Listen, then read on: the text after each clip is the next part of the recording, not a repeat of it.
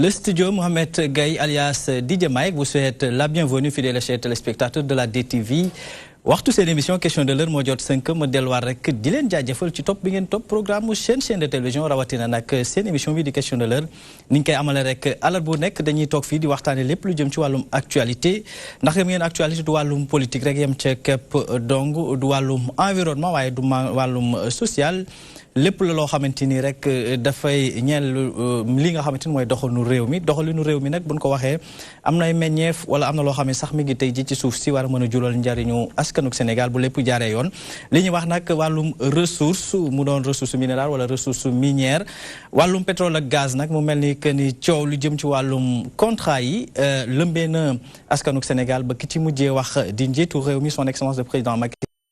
lam ci àddu jëmale ko ci kujje gi wala kujje gi li ñuy wax ci wàllum pétrole ak gaz lu tegul ci yoon wala du lu tegu ci yoon loolu nag lañ nar a war a càmbar tey ji ak ñoo xamante ne xam-xam dafa màcc ci wàllu woowule waaye ni mu leen ko waxee léegi ca ba mooy door rek wàllum pétrole ak gaz dafa mel ni coow li fi mu toll nii xaw naa xasa xunu ci li nga xam ne moom mooy atmosphère bu Sénégal askanuk Sénégal nag bëgg a xam lan mooy dëgg ci jëm ci wàllum contrat yooyu la nga xam ne nguurug Sénégal signé na ko ak ay multinationales yoo xam ne dañuy yëngu ci wàllu woowule njiitu réew mi président Macky Sall jàpp na ni que ñi ci war a wax dana war a dem informé wu ni ko maa doon waxee qui n'a pas fait d'enquête n'a pas droit à la parole dañuy dem rek du côté de la baie vitrée teewlu élément bi nga xamante ni nag njiitu réew mi moom moo ci àddu ak Aïda Niass ñu dellusiwaat ci plateau bi. Pësal bénéficiaire effectif ci diwaanu Afrique ak boole lépp loo xamante ni potentiel ci secteur extractif moo doonoon thème bu ñu doon waxtaanee fii ci Sénégal di yoon bu njëkk ci conférence bu ITE mi nga xamante ni li ko soxal di indi lii di transparence ci li nga xamante ni moom mooy propriété réelle fii ci diwaanu Afrique lu ni mel ñu ko doon waxtaanee ci njiitaayu président Macky Sall. En 2012. J'ai placé en 2012 ci la fexe ba sama gouvernement daal di yëngatu def priorité lii di transparence jëm ci ressources naturelles yi yemuma ci it fexe na ba ngir ñu gën a néewal doole fuite yi jëm ci wàllu recettes yi ñu daal di ci gën a taxaw loolee tax sax ba ñu daal di adopté ab loi ñaar fukki fan ak juróom-ñaar ci weeru décembre atum 2012 jëm ci jëmmal lii di code de transparence ci wàllu yore ni jëm ci finance publique. Dans la gestion des finances publiques. lu dem ci wàllu exploitation pétrole bi fii ci Sénégal njiitu réew mi àdduna ci di oote ci ñuy amal débat yoo xamante ni dafa tegu ci yoon ndaxte bépp information buñ fa génnee dara teguwu ci dëgg. Il faut un débat sérieux. muy waxtaan boo xamante ni dafay tegu ci dëgg lalu ci xam-xam ci réew moo xamante ni daanaka may nañu ku nekk nga am xalaat di ko wax amit presse boo xamante ni dafa moom boppam. waaye di génnee ab téere boo xamante ni jàllale ko ci réseaux sociaux yi naan gouvernement bu Sénégal ñàkkuloo na réew mi lu toll ak téeméeri milliards ci ay dollars jëm ci ab opération ci jamono joo xamante ni ci wàllu yi ñu ngi ci toll ci phase exploration bi rek may fàttali ni phase boobu daanaka amul ay texte ñu téye réew mi di ko ŋawtee ci ay wax yoo xamante ni daanaka teguwul ci dara ba pare di wax naan réew mi dañu ko jaay ay internationaux. Pour prétendre qu'on a vendu le pays à des compagnies etc. ngir defaraat législation exploitation gaz bi ak am partenariat yoo xam ni réew mi da ci jëriñu njiitu réew mi xam le ni na dina jébbal assemblée nationale ñett projet de loi ci weeru décembre bi ñu dëgmal. Il s'agira donc du projet de loi portant nouveau code pétrolier. ab projet de loi la boo xam ne dafay jëm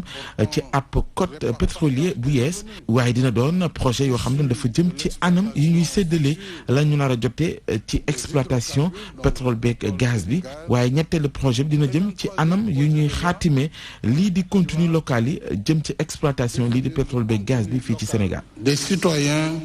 au processus décisionnel. ITE gis-gisam di lépp lu jëm ci ressource naturelle u dëkk ñi ko moom mooy citoyen ya ko dëkkee ba tax na nag tëral na ci ay normes yoo xamante ni dafa jëm ci fësal ak leeraange yu mat sëkk lu jëm ci yorinu ressources pétrolières yi gazières yi ak minières yi.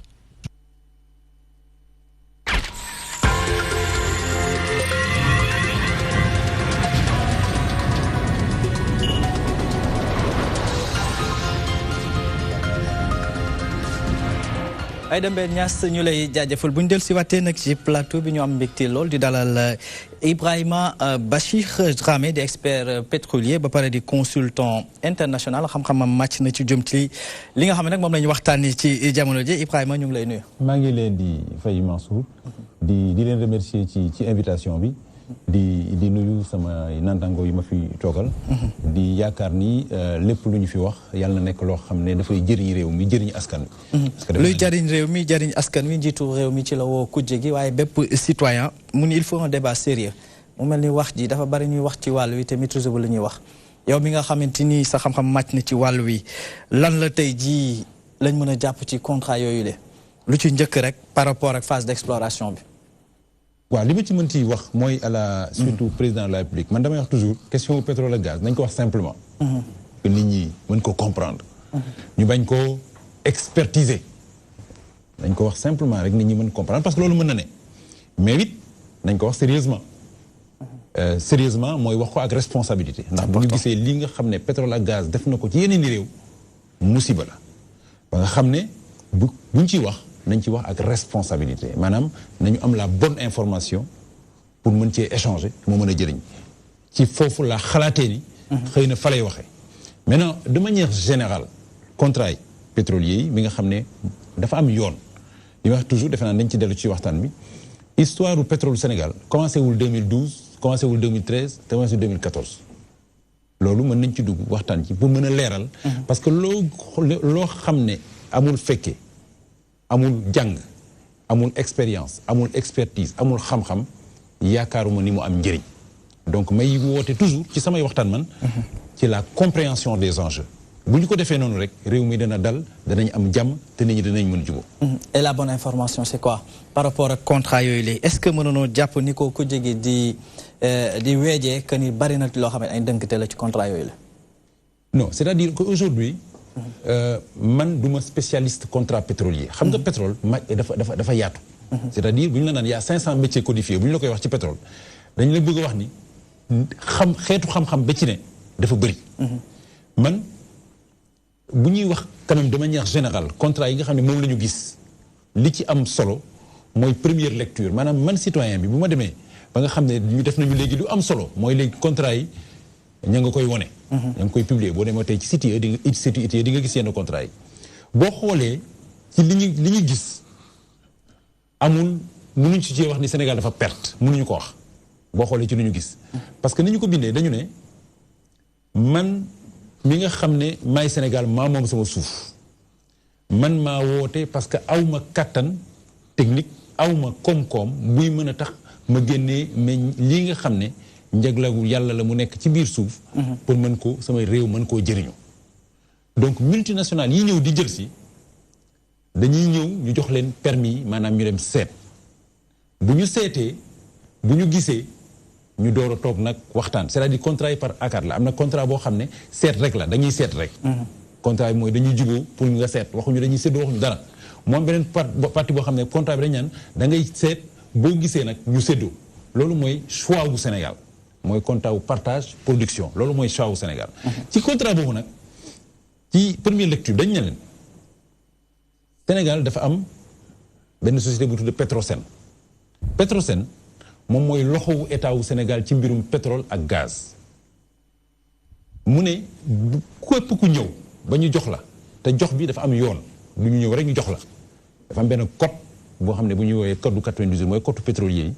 mooy régir lépp lu jëm ci pétrole ak gaz ci Sénégal code boobu mën nañ ci discuter baax na wala baaxul waaye daal am na code code boobu d'ailleurs ñu ngi koy tëggaat aujourd'hui parce que dañ ne dañ ko dépassé donc loolu bu ñu demee ba ci foofu ñu ne Petrosen bu bokkee ki nga xam ne mooy ñëw di seet ba ñu commencé rek am na 10% jox nañ ko 10% moom waxuñu dara dañ ne bokk na rek am na 10%. alors que phase boobu phase à risque la pour ñu koy def. mën nañoo xool bañ a gis. loolu tamit mbirum pétrole la. c'est-à-dire que mën nañu ne bu ñu seetee ci fukk yi mën nañu ne juróom-ñett yi gis ñu dara loolu daf ciy am. waaye tamit société la ñu dañuy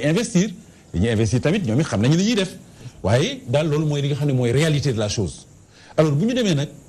ba ñu war a gis nañu war a nag séddoo ñu def nag benn contrat boo xam ne dañ naan mooy régir séddoo ba léegi nag ci séddoo bi ñu ne léegi bu ñu génnee 100 barils pétrole Sénégal lii la ci am waa ji nga xam ne moo ñëw def liggéey moom lii la ci am bu ñu demee ba 200 lii la ci am kéele bu ñu demee ba 300 mais boo ko xoolee contrat yi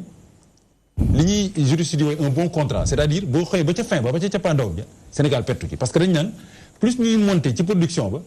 plus Sénégal di ci gagné ba ñu dem sax ba mujjee boo xoolee ci yenn contrat yi ba ñu demee ba ci mujjee ba Sénégal dina am lu mat 80% mais 80% dañ koy tas nag c'est-à-dire il faut que wax jooju tam mu leer c'est-à-dire 80% wu lan la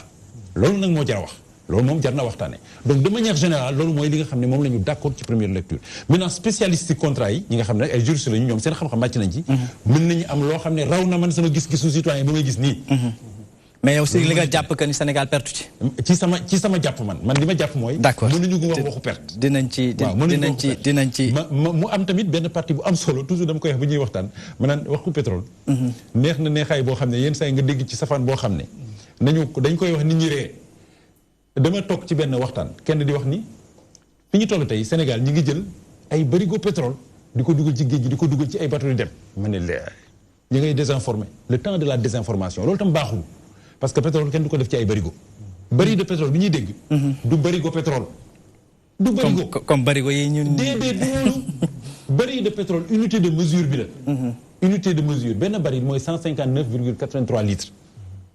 dañ ko tuddee barigo parce que ka njëkk a trouvé maanaam ka njëkk a gis forage le colonel Drake fële ci États-Unis ba mu njëkkee gis en Pennsylvanie benn dëkk bu ñu naan Tussville ba mu fa njëkkee def forage du woon sax colonel dafa ne woon colonel xam nga coowu pétrole fa la commencé dama ne ci wax toujours ci histoire am la commencé parce que dañ koy woowee colonel parce que bu mu bëggee xaalis ci banque yi banquier ba ko doon dimbali dafa dem ne bu ma demee dama naan colonel nga comme ça gars yi wóolu la donc gis nga ni ca histoire ba déjà ñu ngay pétrole lëm coow mu ngi koy wër complot ngi koy wër waxtaan ngi koy wër jaxasoo ngi koy wër donc kooku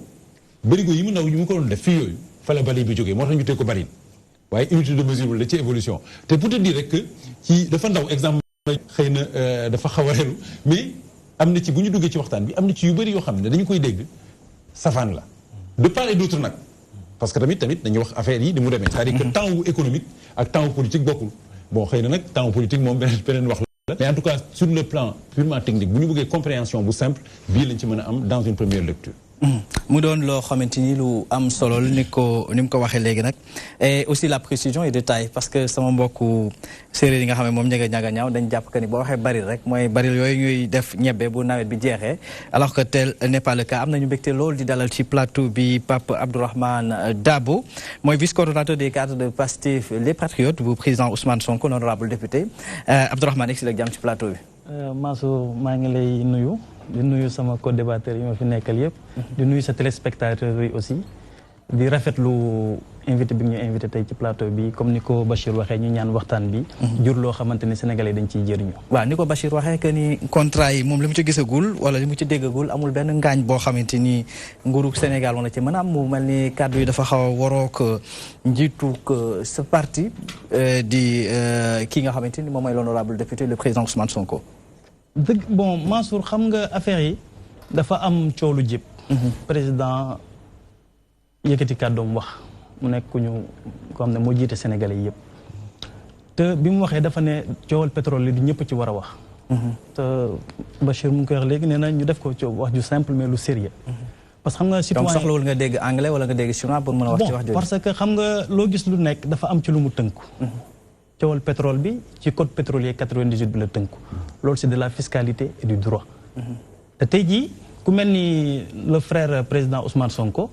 daanaka ñaari pàcc yooyu muy le droit muy la fiscalité ñàkku ci xam-xam kon donc bu ko yàlla dimbalee ci coobareem ak kàttanam mu dem ba tëgg téere boo xamante ni 255 pages la def ci ay investigation def ci ay diagnostic am wax ci lim ciy wax kon yaakaar naa ni kooku war nga koo waxee leneen lu dul maanaam waroo wax ci pétrole kon donc dafa nekk loo xamante ni daal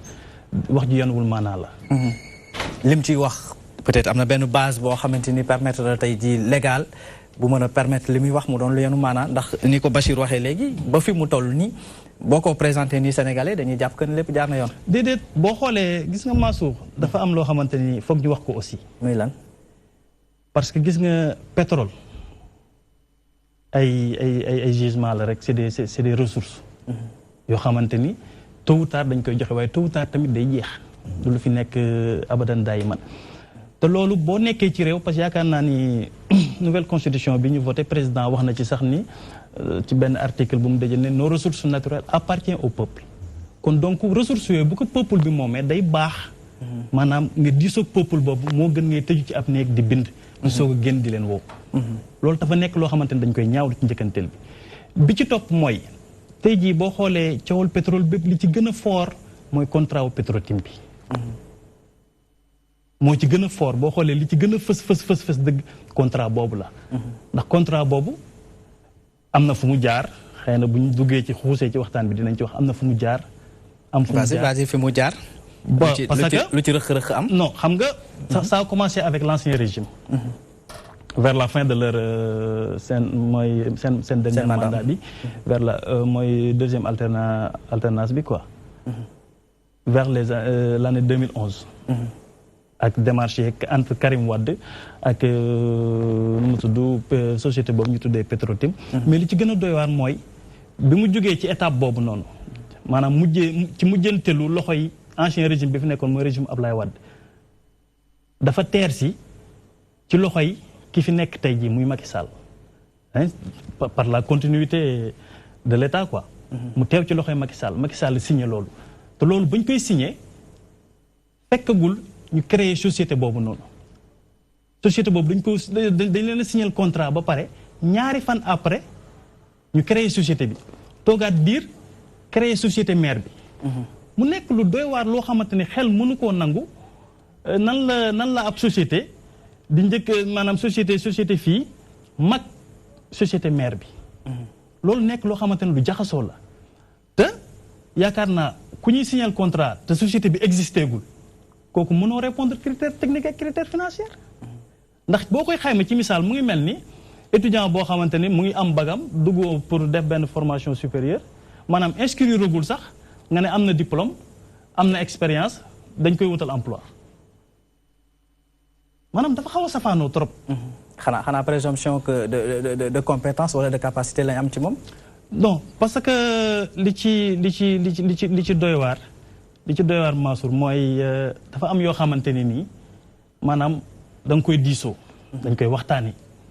du benn nit rek mooy tëju ci néegam di ko def. te loolu nga jàpp loolu lañ def ci mbir mi. te loolu laa jàpp ni loolu lañ def ci mbir moom. d'accord maa ngi dellusiwaat ci yow tuuti léegi Pape ndax dañoo am gan goo xamante ni peut-être buñ ko gisee tout à l'heure dinañ xam li muy wax moom xam na ko wala xamu ko mais bala ma koy jël wala may dem foofu ne ñuy xool gan gi le dama bëggoon a rek permettre sama invité yi ñu wéyal Mbaye Sarr Diakhaté nag moom consultant la journaliste la suñu mbokku taskatu xabaar la dañ koy bàyyi rek mu nuyoog téléspectateurs yi. maa ngi lay nuyu Massou di nuyu sama naataango yi ma toogal ci plateau bi. di ci profité di féliciter sama gàmm bi. parce que fan yii la ci ginnaaw génnoon na Sénégal. taxawal ñu taxawaay bu rafet ci benn ndaje bu rëy. macha allah yaakaar naa ne Sénégal la fa taxawal. lam fa def lépp ñun ñoo ko parce que mbubu Sénégal la fa yóbbu. donc moo ko ciy félicité di ko dalalaat ci dëkk bi parce que ñu bisee yàggul. di rafetlu aussi jataay bi. xam ne Sénégal ñun ñoo ko bokk. ku ci ne kuy wax ku nekk yaakaar na da ngay bëgg a defar rek. xëy na ku ne sa tolluwaay ngay waxee. donc ca la nga xam ca la nga bëgg ca la nga yéene ngay waxee. jàpp naa ne kenn bëggul yàq. loolu mooy loolu laay yéene ci nit ñi kenn kuy wax rek. ngay wax luy am na looy wax lu leer. bala ngay yaatal peut-être ma lay tontu ci question bi parce que gan googu dama bëgg nga am loo waxtaan ak moom. di nga ko dégg dama bëggoon a rek permettre sunu ñeenteelu invité ñu am mbégte loolu di ko dalal ci plateau bi Lamine Gueye lañ koy woowee mooy coordonnateur départemental bu République des valeurs bu président Thierno Alassane Sall ex la jàmm ci plateau bi. maa ngi leen di fay ñu ngi leen di remercier ci invitation bi di nuyu sama naataango yu ma fekk. ak aussi téléspectateurs yi ñuy seetaan yëpp. di leen remercier ci invitation bi. bu ñu demee ba wet gële Codé Ndiaye maa ngi lay nuyu. Mansour maa ngi lay fay di nuyu ñi nga dalal foofu ci sa plateau. ci thème bi nga xamante ne yaa ngi koy waxtaanee jëm ci wàllu contrat pétrolier yi ak lépp lu soxal wàllu woowu. ni nga ko waxee sànq sa introduction maa ngi ak le ministre Thierno Alassane Sall nekk itam candidat déclaré à la présidentielle. xam naa ne soo noppee sa tour de table boobu moom dana jël kàddu gi daal di répliquer par rapport ak li nga xamante ni jib na foofu. ci ay réaction donc ma introduire ko rek en attendant ngay def sa tour de table. D'accord. ngir mu ñëw daal di àddu ci li nga xamante ni ñooñu toog foofu wax nañ ko ci thème bi. alors monsieur le ministre ma bàyyi la nga présenté wu d'abord peut-être ci téléspectateurs yi bokk nga ci waxtaan wi waaye nag nga dugal sa kàddu d'abord le temps que Mansour di yeggali tour de table am ak ay invités ñi nga xamante ne ñoom ñoo toog ci plateau bi ngir waxtaanee lépp lu jëm ci wàllu pétrole ak gaz ak yu demee noonu ñëwal Sénégal. waaw di leen gërëm ci invitation bi di nuyu mbooleem sénégalais yi seetaan di rafetlu aussi seen émission bi nga xam ne dafa bokk ci li ñuy war a péncoo ci réew mi waxtaanee lépp loo xam ne réew mi ñoo ko bokk di bañ nag ñuy xàjjale sénégalais yi entre économiste politique ak yooyu lu ñuy wër mooy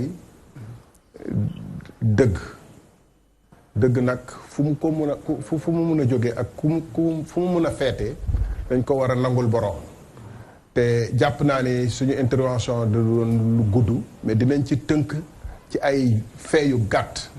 yoo xam ne ngay économiste ngay fiscaliste ngay ingénieur ngay astrophysicien bu ñu la waxee yi ay jëf la ay xew-xew la yu fi am te ay këyit ñoo ko waree boo ko bëggee teggi da ngay indi lu koy weddi lu leer pas que man duma wax ci wàllum politique maanaam lu sëñ Dabo wax bokk Pastef dafa am benn rapport inspection générale d'État bu fi jaar boo xam ne njiitum réew actuel bi moom moo ko commandité en 2012 ci histoire Timis bi Petrotim li waral rapport boobu ñu commandité ko dafa fekkoon ni Tullow Oil muy compagnie boo xam ne mu ngi doon waxtaan ak régime président Abdoulaye Wade demoon na bay signé ak président bi jékki-jékki mu dégg en avril 2012 que am na beneen compagnie bu ñuy tudd Petrotim boo xam ne signé na contrat jiitu ko ci mu saisir le ministre de l'énergie de l'époque kooku saisir le président de la République mu am inspection générale d'État bu ñu saisir pour que mu leeral mbir mi inspection générale d'État wone ay jiixi jaax yu doy waar yi nga xam ne moom moo tax contrat bu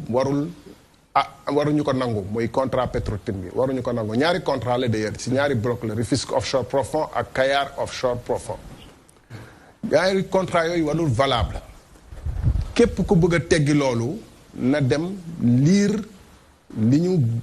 résumé yi nga xam ne presse bi génn na ko ñu ci félicité presse Sénégal lu mel ni Le Quotidien en mai 2017 mu mel ni surtout Baba Aïdara bi ci génne ay firnde yu doy waar ci internet en mai 2017 wane ni ko donc comme ni ko sëñ Dabo waxee léegi contrat bi dañ ko antidaté en mars 2012 la woon ñu signé ko le 17 janvier 2017 c'est-à-dire ñaari fan avant ñu mën a taxawal Petrotim maanaam Petrotim ba muy signé nekkut woon. existé wul woon. deuxièmement ñu ne amul woon kattanu parce que bu ñu lay dénk suñu pétrole ak suñu gaz dafa fekk ñun attanuñu mais yow da nga am karala gi ak doole gi nga war a mën a ñëw gëstu gaz beeg pétrole bi pas ñëw rek pour jaay dem. loolu sax rapport bi daf ko wane ni nii kii nii dafa ñëw pour jaay dem du ma ci àddu lu bëri suñu représentant mu ngi ci plateau bi dina gën a leeral amaana waaye dama bëgg boo nekkee expert journaliste médecin comme ni ko sëñ Dabo waxee contrat yi droit la ak fiscalité amul leneen ku ko lire war na ko mën a kii war na ko mën a comprendre war ci mën a àddu donc dañu bëgg kuy weddi wala natt bul wax ni rek contrat wu Timis bi buñ ko xoolee Petrotim bi buñ ko xoolee di nga sa état bi dina ci mën a am 80% naam loolu dëgg la kenn weddiwu ko man sax dama ko daan wax booba ba ma nekkee ci gouvernement bi dañ daan wax ni 10% la ci da am ma ne non dina boo xoolee article 22 contrat bi état bi mën na ci am ba 70% waaye du loolu la ñu wax ndax Petrotim ba muy signé yelloo woon na ak signé ndax ba ñuy def décret d'approbation bi jaaroon na yoon ndax li ci premier ministre Abdoul Mbaye wax ne dañ ko signaloo sur la base des faits am na wala amut. ak bu loolu yëpp amee lan moo ci war a tegu waaye dama jàppoon ni. dinaa intervenir vers la fin. pour joxe ay points de vue rek comme am nañu ay représentants ci plateau bi pour bañ a déséquilibrer débat bi mais vraiment nañu bàyyi wax ni que affaire bi affaire u technicien la wala affaire u économiste la wala alalu Sénégal sénégalais yi ñoo ko moom. képp ku ciy jël responsable di signer wala di doxal ci turu sénégalais yi nga koy def ak ci intérêt sénégalais yi. sénégalais yi sañ nañu nga leeralal leen naka la nga leen utiliser seen alal. ak seen yan responsabilité nga ci jël. justement danañ ci ñëwaat parce que déjà yow lu ñëwal sa mbir sax mbirum Rufisque offshore ak Kayar offshore moo taxoon nga génn ci gouvernement bi démission la wala dañ la fa jëlee loolu itam danañ ci ñëw parce que moo waraloon également nga daal di quitter gouvernement bu Sénégal xam naa bu Mansour yeggalee tour de table am danañ ñëwaat ci tomb yooyu ak yeneen sax. Mansour ma bàyyi la nga yeggale sa tour de table. waaw d'accord Codé Ndiaye ñu lay jaajëfal kaddu gi nag Mbaye Sarr Diakhaté du journaliste consultant moom moo ko war a yor waaye dañ bëgg a intervenir rek Mbaye un peu ci ay points yoo xamante ni président bu République des Valeurs nekkoon fi ministre de l'énergie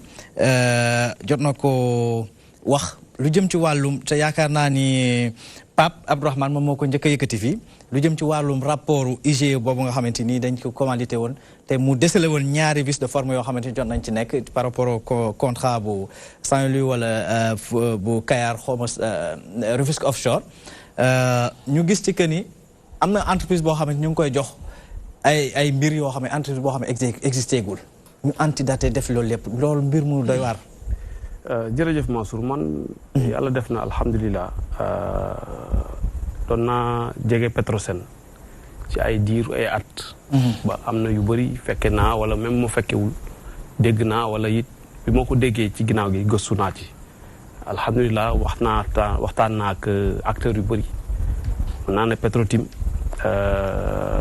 ñi ma ci waxal ñi ci bokk ñi ci laale bëri ñu ci waxalul bëriwul peut-être mën naa ne président bi laa ci waxalul peut-être ministre bi Karim Wade moo ko yoroon peut-être Ablaye Wade mais acteurs yi nekk à la base ñu bëri waxtaan na ak ñoom. li ma ci xam li ma ci gis mooy am na lënt-lënt bu ci am. lënt-lënt bi ci li ñu wax ak li ma for mooy ci décret parce que bu ñuy wax des fois nit ñi dañuy jaawale ñaari mbir. baax na ñu koy xool di ko segg dafa am contrat bi. en tant que tel. waaw. un document technique. moom moo yore les éléments techniques yeeg financiers yeeg yëpp moo ko yore léegi dafa am beneen document boo xam ne dañ ne boo demee ba signé waxtaan négocier ba am contrat te contrat bi li ñu dul wax mooy Petrosen ak benn compagnie ñooy lëkkaloo signé ak état Sénégal bu ñu signé ak ministre bi signé ak Petrosen ak compagnie bi wala compagnie yi document boobu dañ koy yóbbu jébbal ko chef de l'État la ñuy wax validation am na dëkk yoo xam ne assemblée mooy validé Sénégal ñun suñu loi bi ñu am. bi nekkee président mooy validé validation bi décret d'approbation lañ koy wax. décret bi moo am problème suñu xoolee nii li ñu dul wax duñ ko segg décret d'approbation bi moo am problème. problème bi nag man mun ma ci sori. parce que ministre bi wax na loo xam ne man de bu ma ko xamoon du ma ko wax. lu tax parce que war ma dafa baax. parce que buñ ne dañu antidaté kan moo antidaté état du Sénégal la. war ma moom ancien ministre la. man de gëm naa ne bu ma xamoon loolu du ma ko wax. parce que Sénégal warul xaawi suturaam ci loo xam ne ñu ko jiite quelque part def nañ ko ci lu tax ñu def ko ñoom ñoo ko xam mais ñun war nañu warmal suñu bopp aussi parce que lii nii extérieur yëpp dañ ci xool buñ ne dañ ko antidaté lan moo tax ñu antidaté ko il faut ñu wax ko aussi wala ñu seetlu gëstu ko antidaté boobu noonu fa la lënt bi amee bi président Macky Sall ñëwee ci li ma xam compagnie Petrotim daf ko jébbalaat contrat décret bi pour mu valider ko man ci li ma for bu ko xoolee gis na ne luñ mën a valider la mu valider ko contrat bi. ndax ba mu gisee lënt-lënt am na ci wàll boobu amul woon occasion boo xamante ni war naa mën a. loolu dafa am ñaari mbir. dañuy jaawale intervention bu Tullow Oil. ak décret bi bokkul. décret bi Tullow dafa gis ne joxe nañ ko te mu ngi doon waxtaan te loolu dañ koy wax man démb rek maa ngi lire démb rek code bi ak décret d'application bi ma for ci comme ça jàpp ma article bi. ma gis ne am na benn article bu ñu wax ne sax benn disposition bu ñu ne ngay waxtaan boo joxul la exclusivité parce que ñun suñu contrat ni ñu koy joxe aussi leeraluñu ko léegi pour ñëwaat bi loolu amee Macky Sall li mu def président Macky Sall dafa def décret bu bees valider contrat bi Karim Meïssa Wade signé léegi nag waroon na ko def wala waru koon def ak loolu xëy na seen tolluwaay la man du ma dugg ci tolluwaay nit ki mais li ma constaté mooy ñëpp d'accord nañ ne amoon na lënt laa koy tudde parce que mënu ma wax lan la moom nee na dañ ko antidaté dañ ko jàpp léegi nag li am ci contrat bi coow li mu indi mais damay wax léegi maa ngi waxtaan ak sama naataango Bassir sama xarit Bassir ma ne ko mais ku mel ne BP des fois aussi dañuy wax comme ñun ñoo am peut-être monopole dëgg gi compagnie BP su fekkee su ma juumulee ci xayma juróomi compagnie gën a mag ci pétrole Sénégal ci monde bi mooy doon jël ñaareel solo ay période ci man li ma jotoon lire ñaareel la nekk BP bu ñëwee fekk Cosmos ñëw jël ci compagnie contrat bi BP ne man dama cee bëgg a dugg Total bëggoon na ci dugg mooy mujjul dugg parce que dañu doon waxtaan ñoom compagnie seen biir loolu état yoon Sénégal nekku ci BP dem ba jël ba nekk léegi major mu nekk opérateur mais BP du dugal loxoom fu dara nekkul d'abord mais foo xam ne baaxul nañu dalal suñu xel li nekk ci contrat man li ma gis man laa wax man. dal na sa xel yow. dal na sama xel parce que lu tax. gis nga contrat bi mooy contrat bi gën a polémique mais bu ñu dajalee contrat yi Sénégal am yépp tey nii moo ci gën a baax. d'accord moo ci gën a baax gën cee baax Lamine. waaw mooy sa appréciation par rapport ak contrat bi de yaakaar naa sa leader jot na cee décelé ay liste de forme yu bari. waaw may saluer intervention monsieur le président Thierno Alassane Sall di wax ne liñ ciy wax. amul leen lu ñu créé. moo tax su ma déggee président Macky Sall di wax man dama jàpp ne xëy na boppam lay wax kuy wax lu mu xamul ci contrat yi wala ci pétrole bi ndax dafa am lu am solo lu mu wax mu ne buñ ko yëkkati réel ko jàpp ne spécialistes yi ñoo ko war a wax. nañ ko wàcc terre à terre. terre à terre mooy lan xam nga lire mun a lire décret bi muy wax signature boobu Tilo bi mu ñëwee dafa porter plainte dafa attaqué parce que bi mu yégee ne Petrotim signé na daf ko wax ministre bi. attaqué Petrosen ministre bi saisir président de la République ñu woo saisir inspection générale d'État inspection générale d'État moo wax moo ne ñii waruñu signé ak ñoom Petrotim ndax capacité wala compétence yi ñu yaakaar amuñu ci dara waruñu ko am président de la République bi mu commandité moom moo commandité rapport bi de avant rapport bi di génn approuvé na contrat bi maanaam signé nañ ko ñu ne déet ni waay rapport bi génn wax li mu wax terewul mu renouveler contrat bi donc buñ ne ma ak sans compter antidaté bi ñu antidaté contrat bi parce que lu tax loolu antidaté bi c'était entre deux tours Macky Sall ci boppam moo doon wax ne Abdoulaye Wade yooyu ngay signé yëpp su ma ñëwee dinaa ko dindi bi ñu ñëwee ñu signé ko def ko le 17 entreprise bi juddul le 19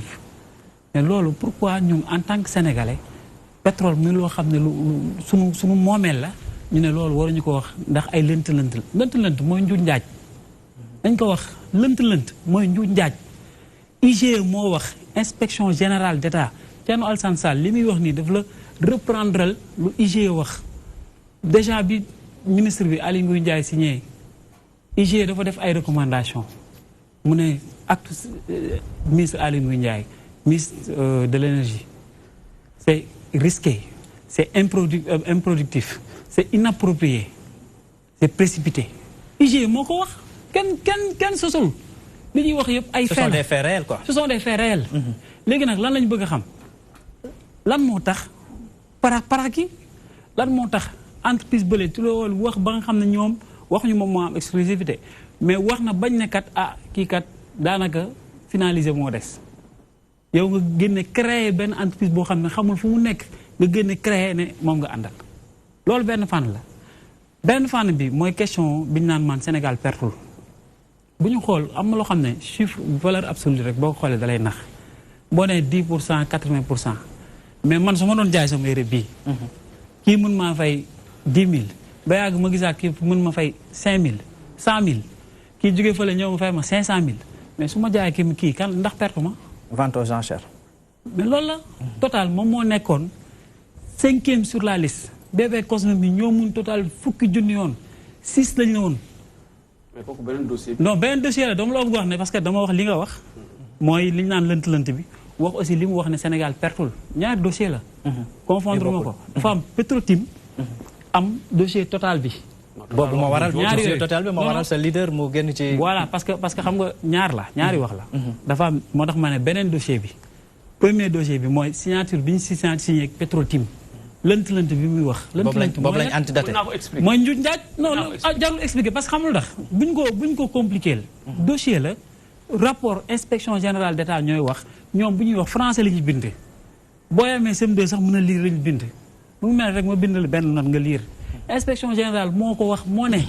kii dafay Petrosen sax njëkk na ko wax ñoom te li si gën a garaaw rapport bi boo xoolee bi ñu laajee waa Petrosen def naa Ibrahima Mbodj xaw ma nan la tuddoon le directeur bi fa nekkoon ñu ne ko yow Ibrahima Mbodj waa Petrosen ñooy signé de ñooy cité de ñu ne dañ ne ko lu tax rapport bi nga signé ne ko mars te alors que ñu ngi ko def fait à Dakar le 17 mu ne non man dañ ma wax nii rek naa signé parce que ministre bi moo joxoon ay instructions ne. ban ministre. ministre bi fi nekkoon au temps de Abdoulaye Wade moo ko joxoon loolu on est d' accord non d' accord nañ ne Macky Sall moom moo ko doon kaas loolu tax Sénégalais yi fal ko Macky Sall moo doon kaas ne. mu Abdoulaye Wade li mu signé entre deux tours yi man su ma ñëwee dinaa ko dégager Macky Sall moo ko wax. ñu gëm ko fal ko moom mu fekk loolu ñu naan baaxul mu ñëw dëggal ko inspection générale d' État ñëw ne baaxul ba pare non seulement da ko signé ba pare entre temps rapport bi génn. terewul bi rapport bi génnee ba pare terewul renouvelé waat na contrat bi mais loolu mooy lënt du lënt lan la. moo tax ma ne moom président Macky Sall moo xamul man suñuy wax ak suñu naan contrat yi du yëpp la ñuy fésal non contrat yi bu ñuy jaxasee. certes am na ay clauses est-ce que mën a publier. yëpp lañ mën a publier. dans le journal officiel. code bi muy wax léegi 98/05. moo koy wax dans son article 34. mu ne Petrosen mooy signé. Le DG en l'occurrence. Petrosen, le DG. Avec les entreprises concernées. Ministre bi mu dem ba ci président de la République noonu lay toppee chaîne ba ci président de la République. Après dañ ko war a publier au journal officiel. 3 jours francs maanaam lundi mardi mercredi bu dee mercredi férié la bokkul. 4 jeudi ba c'est la bokk 3 jours francs c'est la war a nekk en vigueur. mais lu ñu wax bi nañ ko publier journal officiel loolu ana kii bi ana secret bi. dañuy jéem nax sénégalais xam nga fan la ñuy waxee ne dafa am loo xam ne dañ koy wax confidentialité. mooy dossier yi nga xam ne moom la entreprise yi di déposé mu ngi mel ne pays par exemple BPO ñëw na wala boog. sous pli fermé lañ koy def. voilà yooyu dañ jàpp ne parce que boo indee sa état financier indi sa yeneen activités yoo defoon fenn loolu sa secret la. duñ ko publier mais état Sénégal lu mu engagé. non dañ koy publier au journal officiel parce que dañ ne décret bi daf ne le décret et le contrat. la wax le décret et le contrat boo demee article 34. donc lan mooy secret bi. moo tax bu ñu nee xamuñu. man dama jàpp ne moom mi doon wax moo xamul. waaw d'accord bala may jox Ibrahima allez-y bàyyil mu wuyu ci benn bi rek ci peut-être ci interpellation bi bala may jox Ibrahima allez-y. c'est que xam nga dafa am loo xam ne.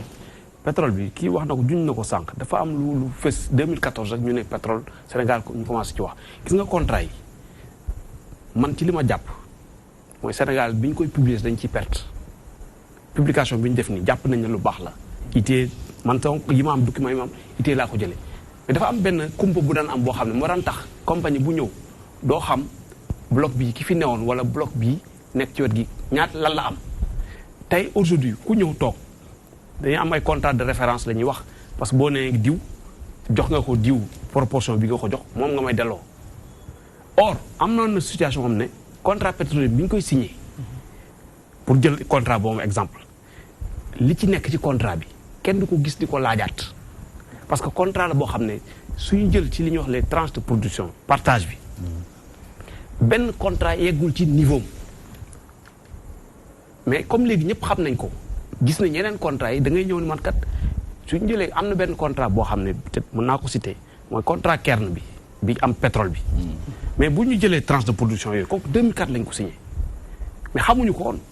li ma leer mooy bu waa Petro-Tim xamoon ne contrat boobu noonu bi ñu koy signé en 2004 contrat boobu li ñu joxe ñoom dañ ñaan nañ jël référence boobu. mais jëluñu référence bi parce que xamuñu ko aujourd'hui léegi contrat yi nga xam ne moom moo gën a. défavorable pour le Sénégal entre guillemets boo ko comparé ak yenn kii moom la ñuy jël dañu naan par exemple am na 30 production tey standard bi léegi 50-50 la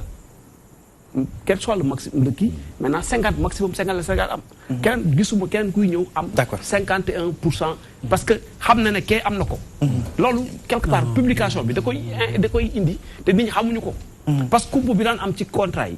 dafa daan permettre Sénégal booy ñëw da ngay ñëw rek ñu ne la ñun daal lii la ñuy joxe. nga waxtaan selon ay paramètres yooyu noonu mais sans tenir compte ci li koy am mais tey man bu ma nekkoon compagnie di ñëw. da ngay wax ma ne la man barème bii la am 50-50 maximum. te su ma ko mënee wàññi ko. te am na boo xam ne Petrotim dem na ba 58%. d' accord Mbaye Sarr dinañ ci dikkaat tout à l'heure Bachir bu ñu ci dikkaatee yaakaar naa ni Lamine wax na ko léegi. article loi bu 98/05 du 8 janvier. 1998 portant code pétrolier. bi nekk en vigueur. dañuy wax après approbation je pense bien décret bi njiitu réew mi war a jël ci wàllu approbation donc. muy signature bi nga xamante ni njiitu réew mi da ko ci war a am. dañu war a publier immédiatement après le dit contrat. pourquoi bon sànq donc ñu bëgg ñoo xamal que ni normalement nit ñi lu ñuy wax ci wàllu woowu lu jëm ci wàllu publication waru mën taxaw. bon d'abord c'est que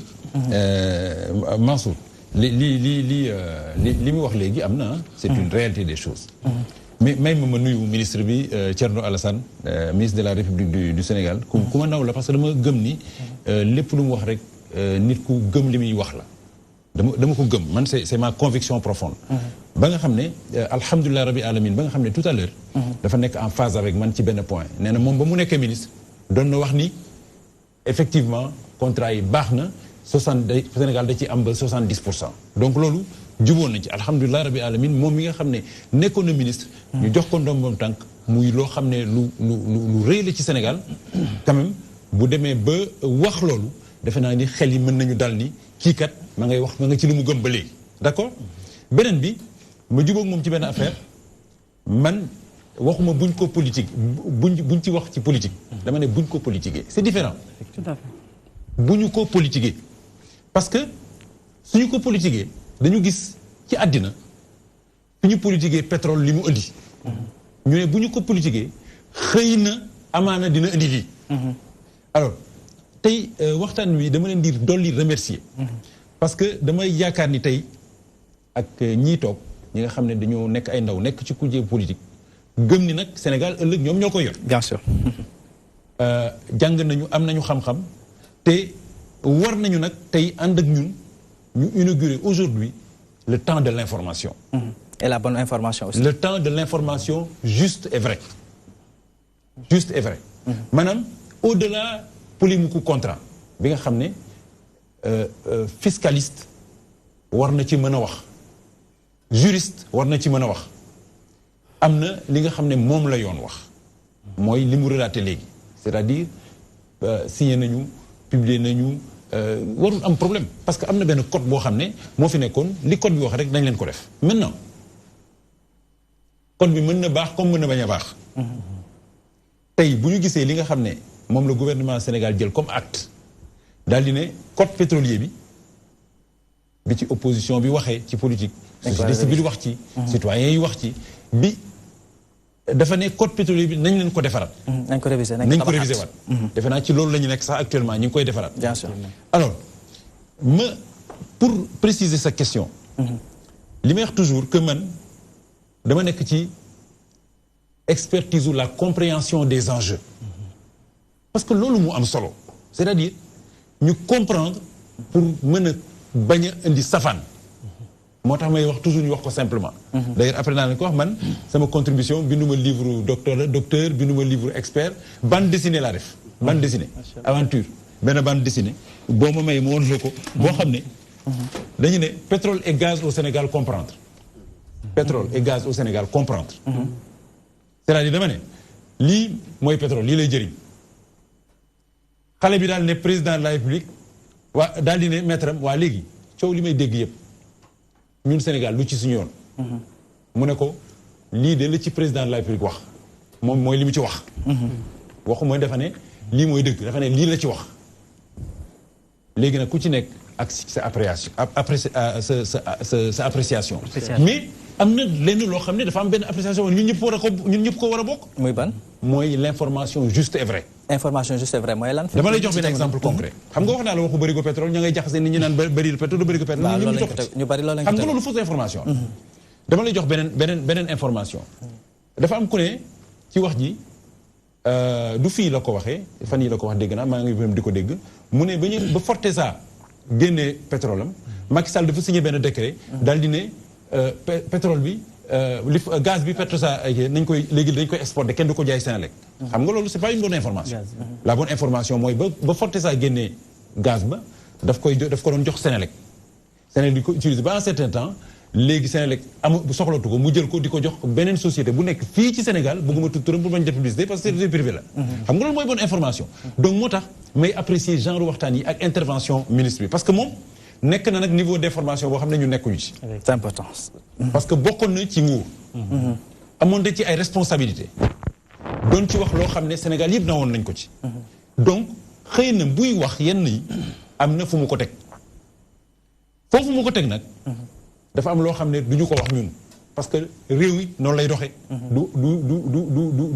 du armée mexicaine boo xam ne ñëpp généraux lañu dafa am ay niveau d'information yooyu mooy tax dëkk bi am karange parce que président de la République wala ministre mënuñu lu ñu def ak lu ñu wax rek génn woote neneen def naa nii bu yàggee réew ma ci sa fam la jëm ca guuta moo tax ma naan xëy na li ñuy def nii yëpp en réalité le gouvernement du Sénégal peut-être dans ma compréhension des choses est dans un temps de l'information et que à chaque étape wax na ko sànq fii dara mënul fi nëbbu lépp lu ñu def rek tey ak xarale yi ak ni àddina demee gis nga compagnie pétrolière yi ngay wax nga may ma terminer foofu gis nga compagnie pétrolière yi ngay wax gis nga première compagnie bi ñu créé Standard Oil mooy mobile tey ci ay at yooyu ko créé 1859 gis nga compagnie yi ci génn yëpp tey multinationales yi ci génn yëpp ci foofu la sosoo ñii di bàyyi di dem di créer mais état yi ñuy waxal seen interlocuteur ñooy seen interlocuteur gis nga il faut que tamit yenn saa yi réew ñuy am indépendamment de seen expertise ci contrat yi ngeen ci xam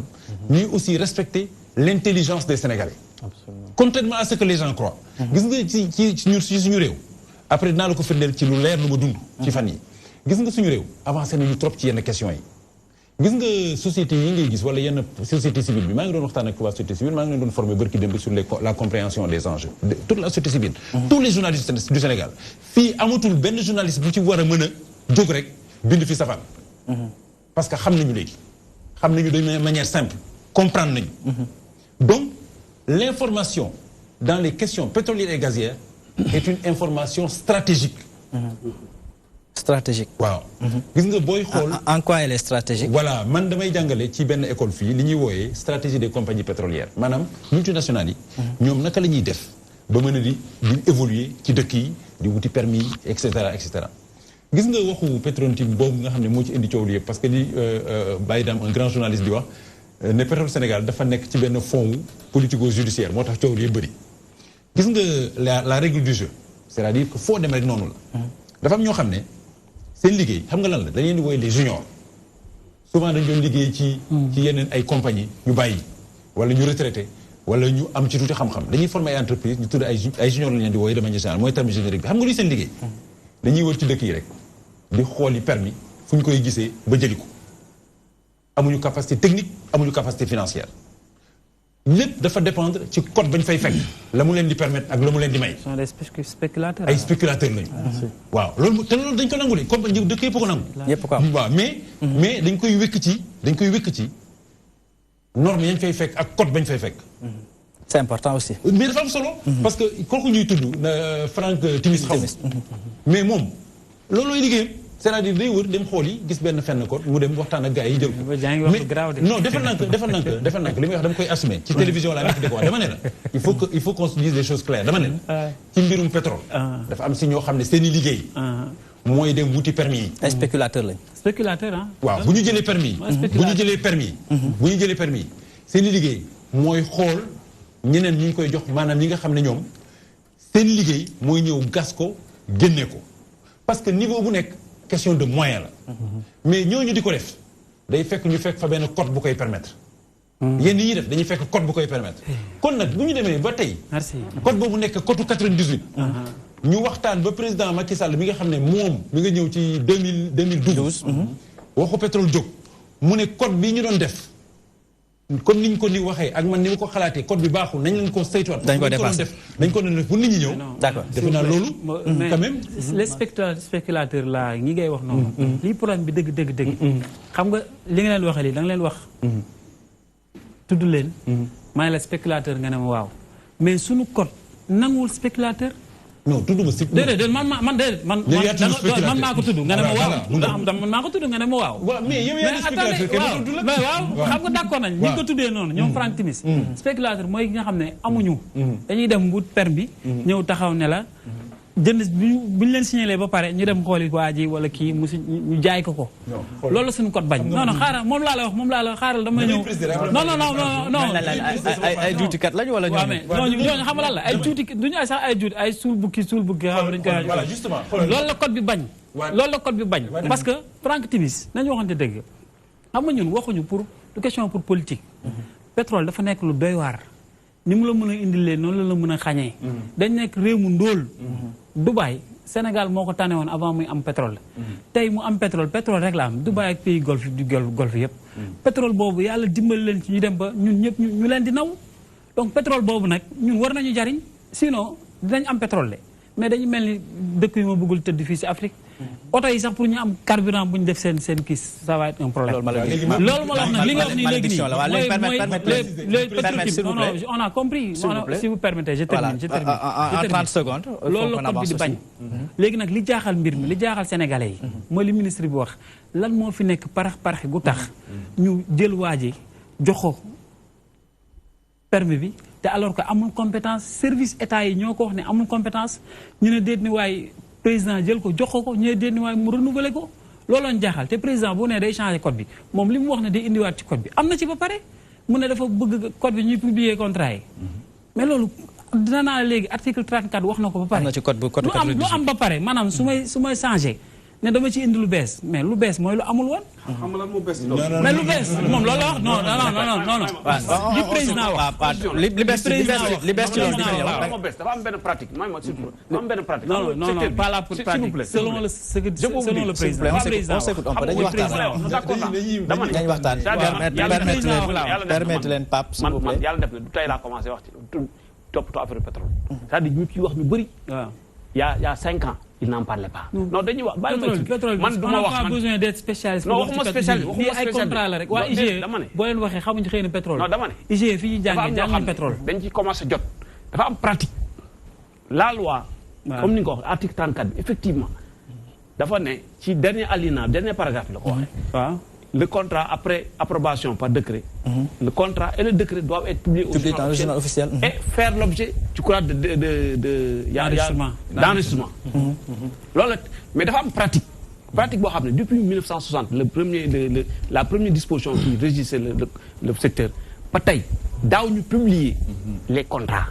non mais écoutez bu ñu waxee rupture s'il vous plaît permettez Mbaye maa ngi la joxaat kàddu gi Mbaye maa ngi la ko joxaat dama bëggoon permettre Abdourahmane s'il vous plaît Lamine je vous en prie may leen ma ñu wéyal tuuti ñu on réorganise un peu bala ma lay jox Pape dafa am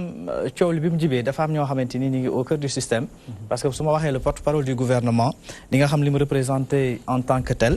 ba ma waxee tamit le ministre du tourisme dina am loo xamante ni tamit sa xel dina ci dem dafa am loo xamante ni yéen nañu ko yàbbi ci mbir mi balaa ma lay jox kàddu yi rek dama bëggoon ñu dem du côté de la baie vitrée ñu déglu leen dellusiwaat ci plateau bi. dafa am ñenn ci ñun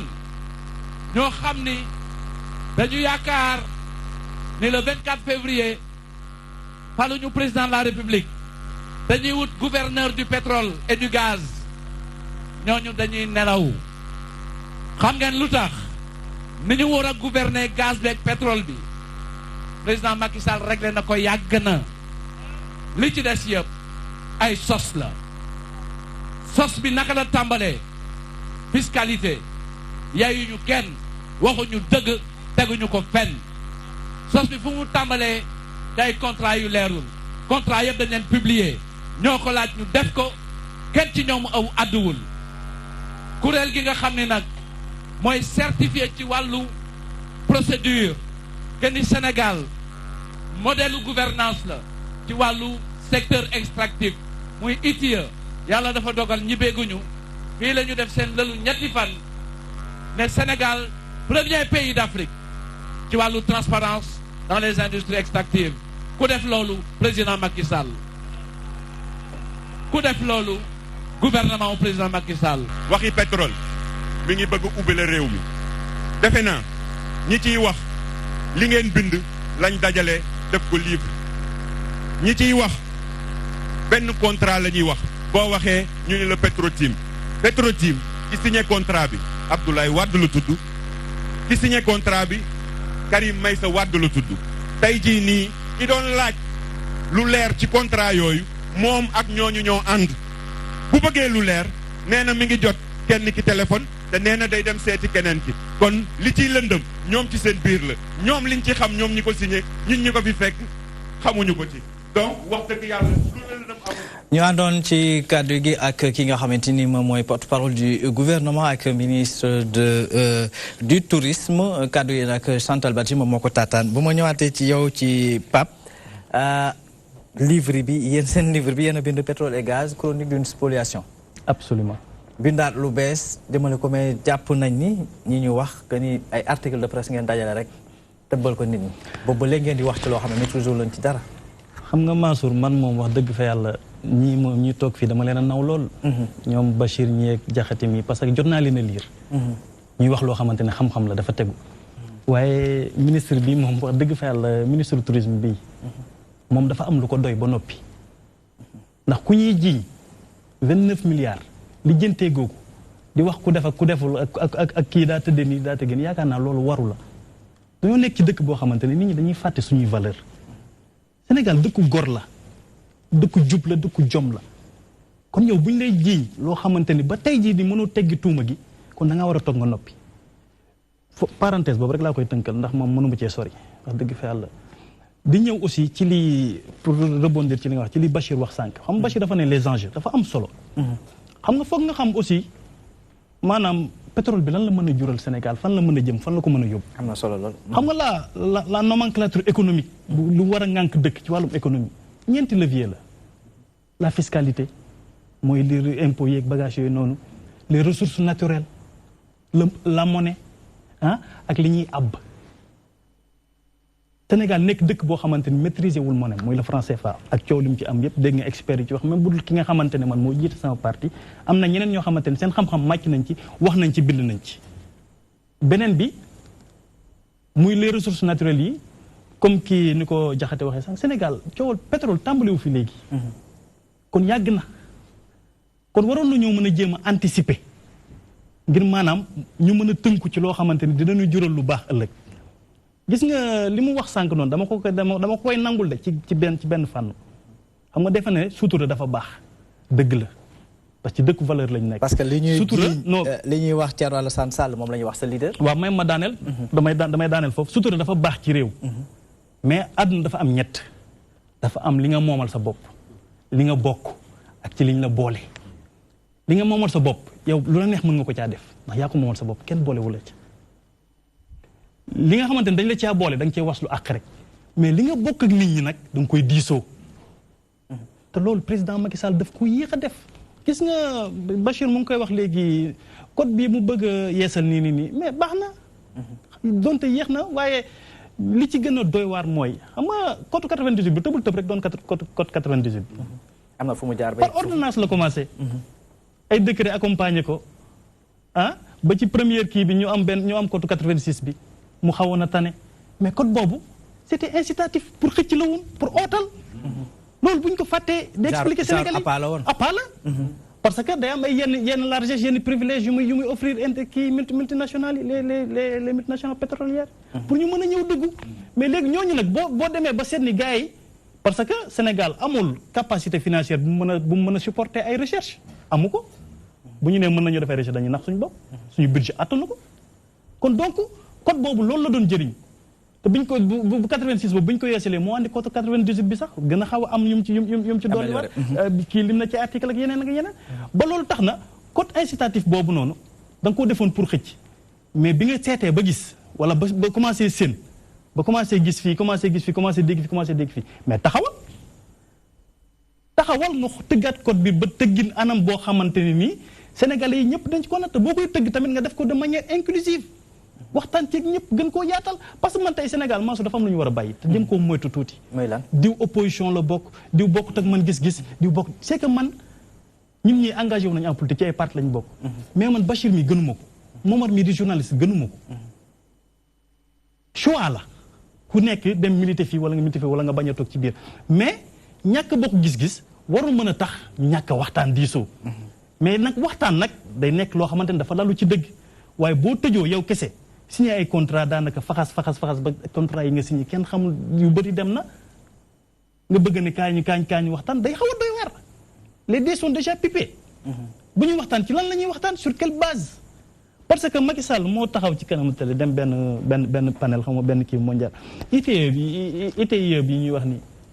dafa adhéré depuis 2013 te ITIE day recommandé publication contrat c'est que Sénégal dañoo war a maanaam góorgóorlu ci loolu fësal ay contrat ndax du dara Mansour wax na ko dégg Jaxate wax na ko sànq dëgg la mënoon nañ koo bañ a fësal pour ñeneen ñi bu ñëwee duñu xam lu fi nekk waaye maanaam day baax loo bokk ak nit ñi nga yaatal ko leeralal ñëpp ndax gis nga coowal pétrole dëgg la sama Bachir wane def na ci misaal bu xaw a mucc ayib macha allah ndax li ndaw yi sax war nañ ko yaakaar naa dañ ko mën a comprendre ndax bu ñu fàtte ni dëkk bi ñu nekk ndaw yi ñooy doon yi mag ñoo koy yore ndaw yi ñooy mag Pape ay ponk rek laa bëggoon ñu analyser ko ensemble bala may jox kàddu gi Jaxate Mbaye bu ñu nee Sénégal parce que wax nañ bi ñu duggee ITIE yaa ko wax 2013 ñu ne premier en Afrique le porte-parole du gouvernement donc ce qui veut dire que ni y a des pas de gens avant foo dugg 2013 en 2016 voire en 2017 nga jiitu fa dafa mel ni kon am nga bu baax loo foo xamante ni ay jéego yoo def góorgóorlu nañ ci wàll woowu publication régulière des contrats ñu ni l'adhésion du Sénégal à l'ITIE ay ponk la ay pas la yoo xam ne jiitu réew mi président Macky Sall teg na ko fi nga ni création d'un comité d'orientation stratégique du pétrole mooy COS-Petrogaz bi muy organe bi nga xam ne moo war a piloter lu jëm ci loolu révision en cours du code pétrolier ku def loolu lépp est-ce que tey ji war nga ko mën a jiiñee ni ko dax jaarul ci yoonu jubal c'est que Mansour mooy li ma lay wax sànq rek xëy na ba mu demee ba sës ci lay soog a jël chemin boobu man président Macky Sall je n'ai rien contre lui c'est un Sénégalais comme moi bien sûr Sénégalais la comme man je n'ai rien contre lui mais nit ki boo jiitee askan ñu wóolu la jox la dénk la dafa am noo war a doxale waroo tëb rek def lii ba pare ne ñëw leen ñu wax ci lii wala maa ngi décider c'est que décision yooyu dëgg la mais waxtaan diisoo baax na ndax xamoo xalaat bu baax fu muy jibee ñàkk waxtaan gi rek moom moo la ci metti non déedéet ndax dafa am yeneen yoo xamante ni xam nga gis nga bu ñu naan publication contrat ak ay cos gis nga yooyu yëpp dafa mu nekk ay mbir yoo xamante gis nga tey ji COS-Petrogaz teg nañ ko mais COS-Petrogaz est-ce que mu ngi dox ni mu war a doxee dëgg-dëgg lañ koy laaj est-ce que mu ngi dox ni mu war a doxee est-ce que outillé nañ ko de telle sorte que am na les pleines capacités ak les pleines prérogatives pour def liggéey ba mu war a def dëgg parce que Sénégal des fois dañuy créer benn mbir mi tëgg ko rek ne la mbir mi mu ngi fi mu ngi def lii mais déjà da ngay xool li ci am ci rapport IGE boobu parce que tey jii bu fekkoon ni suñu yenn institutions yi parce que ña fa nekk ay jàmbaar lañ de tey jii ñi nekk ay COS-Petrogaz ak IGE ñëpp ay jàmbaar lañ ñu ngi def liggéey bu mucc ayib mais liggéey boobu est-ce que ñu ngi leen cay dooleel parce que tey jii bu fekkoon ni dëgg ñu ngi leen di dooleel leen jox jumtuwaay yi mar tey jii IGE rapport am boobu mu génne ne maanaam nu mu tudd contrat de partage de recherche de partage de production boobu noonu ba ñuy signé ak Petrotim baaxul IGE ba mu waxee loolu kay président dafa waroon dellu ginnaaw waaye dafa am lu ci gën a doy waat maa ma xamal la nit ñi bu ñuy wax ni rek di bàyyi parce que rapport présentation décret ba ministre Aly Ngouille Ndiaye moo ko joxe moom moo argumenté que ni Petrotim am na les capacités financières et les capacités techniques requises pour jël contrat bi te boobu Petrotim existé wul ça n'existait pas kon donc loolu nu mu mën a nekkee. doom ju juddoogul am mbay. ci loolu man dafa am benn xam nga comme ni ma ko waxee léegi man yàlla dafa def dama ci nekkoon di liggéey Petrosen depuis ay at parce que man yàgg naa def ay rapport wala ay même projet de discours pour ay ministres mais ci suuf journaliste la mais du woon sama liggéey loolu donc dama ko doon def xam naa ci tuuti xam nga dañuy wax Petrotim dafa am lu ko indi Sénégal dañuy wax ci pétrole bi nii tey mais xëy na Bachir ci gëstoom war na ko gis wala ñi gëstu 2006 ku jël année 2006 benn compagnie moo fi nekkoon ci offshore bi parce que onshore bi amoon na benn compagnie déjà Forteza mi ngi fi woon mais ci géej gi benn compagnie moo fi nekkoon muy Phare man quelque part dama ne même compagnie boobu ku ñu war a féliciter la parce que bi mu méttee moo fi toog parce que dañu traversé benn crise économique 2006 2007 2008 2009 compagnie fi newoon yëpp dem am na benn compagnie bind naa ko ci sama page Facebook ku ñuy wax Tanit Émirats dem na ba ci Kayar bi bloc Kayar bi moo ko yoroon ak yeneen bloc mais dem na ba bi mu defee ñuy wax ci technique sismique opération sismique cartographie estimé benn prospect benn bloc benn jugement boo xam ne bi mu ko estimé am na li ñuy wax 1 point TCF 1.3 TCF mais crise bi moo tax mu dem Phare toog na 2006 ba 2013 ci lay soog am compagnie yu ñëw jàppale ko loolu Petro-Tim dafa am lu mu xaw a niroog moom parce que dafa am beneen compagnie bu ñëw avant Petro-Tim muy Africa Petroleum et d'ailleurs ci loolu boo mayee dinaa laaj ministre bi laaj ko moom dina la tontu de toutes les façons dans 5 minutes dama bëggoon mu expliquer Sénégalais yi Africa Petroleum lu tax moom mu dindi contrat bi kan moo ko dindee ni mu ko dindee Thierno Alassane Sall moo ko dindi bi mu fiy nekk dañ ko dindi tey ñi ngi topp Sénégal te loolu buñ ko wax ñi ngi topp Sénégal ci contrat bu ñu dindi te anam boo xam ne ñoom jàpp nañ ne baaxul contrat boobu lañ jox Total contrat boobu dafa am lu ci laxas loo xam ne xëy na ñu gisuñu ko si xamuñu ko parce que coow li mu am du coow attaqué wuñ ci gouvernement bi bu fekkoon gouvernement dañ ko ci attaqué wala ci ñu waa Sénégal opposition yi wala nit ci ko attaqué société civile dinañ ko dégg na mais actuellement kenn déggu ci Africa Petroleum dong mooy def ay communiqué di wax ci médias yi ne yóbbu na Sénégal tribunal arbitral par ne après ñu bàyyi dem Amérique mais moom moo ko dindi. moom dafa war a expliquer waaw dañ bàyyi mu tontu la dafa war a expliquer parce que loolu dafa am loo xam ne Africa Petroleum dafa am benn lu mu bokk Petro-Tim ñoom seen contrat yi ñoo méngoo benn contrat la loolu lay dindi Total ñëw di ko lijjanti ñu ne léegi nag Total li mu proposé dama ciy junj Total li mu proposé baaxul par rapport ak li Cosmos proposé or Cosmos lan la proposé li fi newoon donc dindi bi ñu ko dindi moo indi. d'accord baal ñu delluwaat ñu dem xool yi Codé monsieur le ministre yaakaar naa dégg na laajte yi nga xamante ni jot nañ ko laaj ak waxtaan wi fi mu toll. bu mënee dellusiwaat parce que Mbaye Sarr am na lu mu ko laaj. waaw ñu bàyyi monsieur le ministre peut-être mu ñëw ci tontu waaw mu tontu Mbaye li mu ko wax ba pare ñu bàyyi la nga wéyal ak moom bàyyil mu tontu Mbaye Sarr laaj na ko laaj bu am solo. monsieur le ministre dégg nga Mbaye Sarr li mu la laaj. oui dégg naa lu baax. maa ngi leen di gërëm di leen sant di jéggalu nag dama xaw a soj baat bi xaw a doy waar. waaye dama bëgg a leeral d'abord bala may ñëw ci interpellation yi que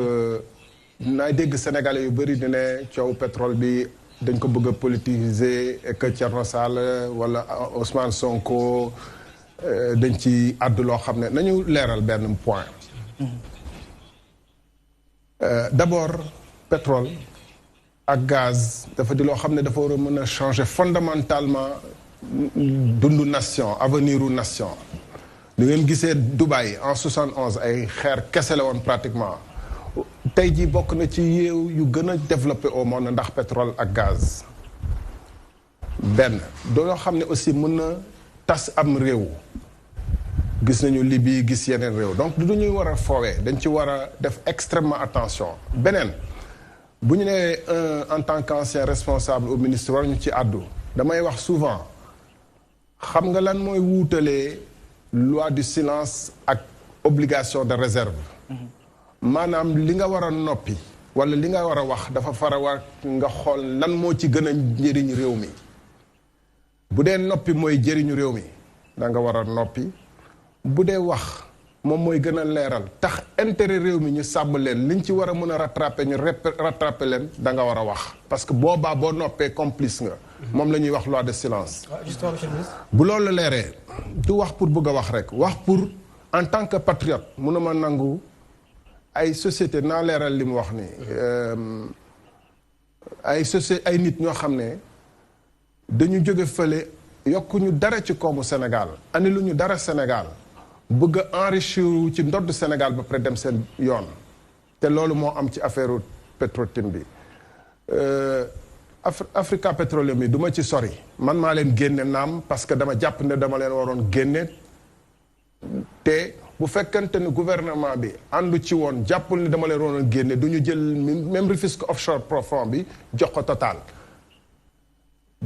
damay répéter man maa leen génne ndax dama jàpp ni dama leen waroon génne du ma fi nekk ne da lay jox ay explication parce que waroo ma demander ay explication waaye war nañu leeral askan ki effectivement que African Petroleum Timis ci la bokkoon Timis nii ñuy wax Frank Timis ci actionnaire yi la woon man maa ko génne ndax dama jàpp ni ba tey dama ko waroon génne bu ko dexee neexee nag mu dem plaindre mais bu fekkente ni woon gouvernement bi àndu ci duñu yàkkamti jox ko Total wala ubbi ko pour joxe ko man sama wàllu bopp ba ma ko génnee dama ne woon njëriñu Sénégal mooy ñu denc bloc boobu comme dafa nekk diggante Sangomar bi nga xam ne gis nañ fi pétrole ak Kayar bi nga xam ne trouvé nañ fa gaz ñu dencal ko suñu bopp exploité ko suñu bopp parce que bu ñu waxee ci code bi attention dañu naan code bi baaxut code bi naam mun nañ ci améliorer yu bëri waaye dañu war a duut baaraam ne lii moo ci baaxul code bi article 6 am terewuñu ñu jël suñu bloc utiliser ko ñun kese y a un problème code bi terewul fu ñu toll nii ñun état Sénégal utiliser bloc bu ko neex moom kese explorer ko lu taxoon defuñu ko mooy dañu ne amuñu capacité financière yi amuñu moyens yi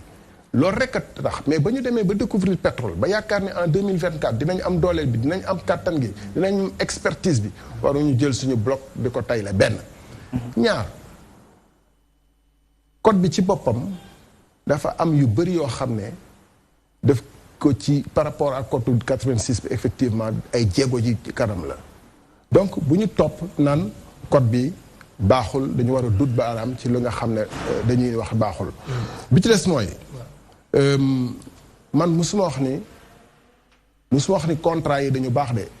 contrat Petro-Tim bi dama ne répartition wu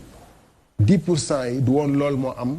état bi mën na ci dem ba am ba wetu 80%. parce que Bachir nee na point boobu yéen a ci attention d'accord uñ ci. Bachir loolu la wax. loo xam ne nu mu juddoo baaxut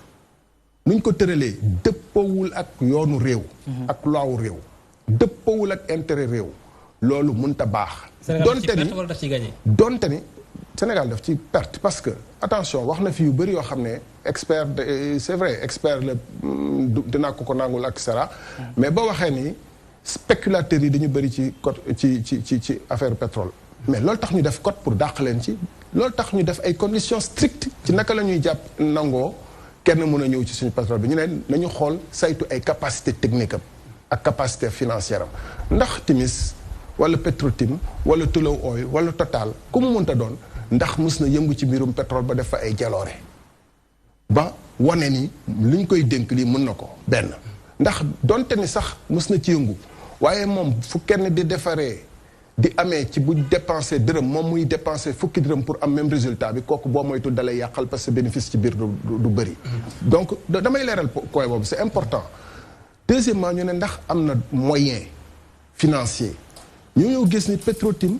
ba muy xaatim contrat bi ci ëllëg si la juddu te ki mu wéeru woon ni Petro-Asia ni la ci la bokk ci kooku donc nekkut amut mënut kooku spéculateur lañ koy wax bu ñëwee te pour dugg quelque temps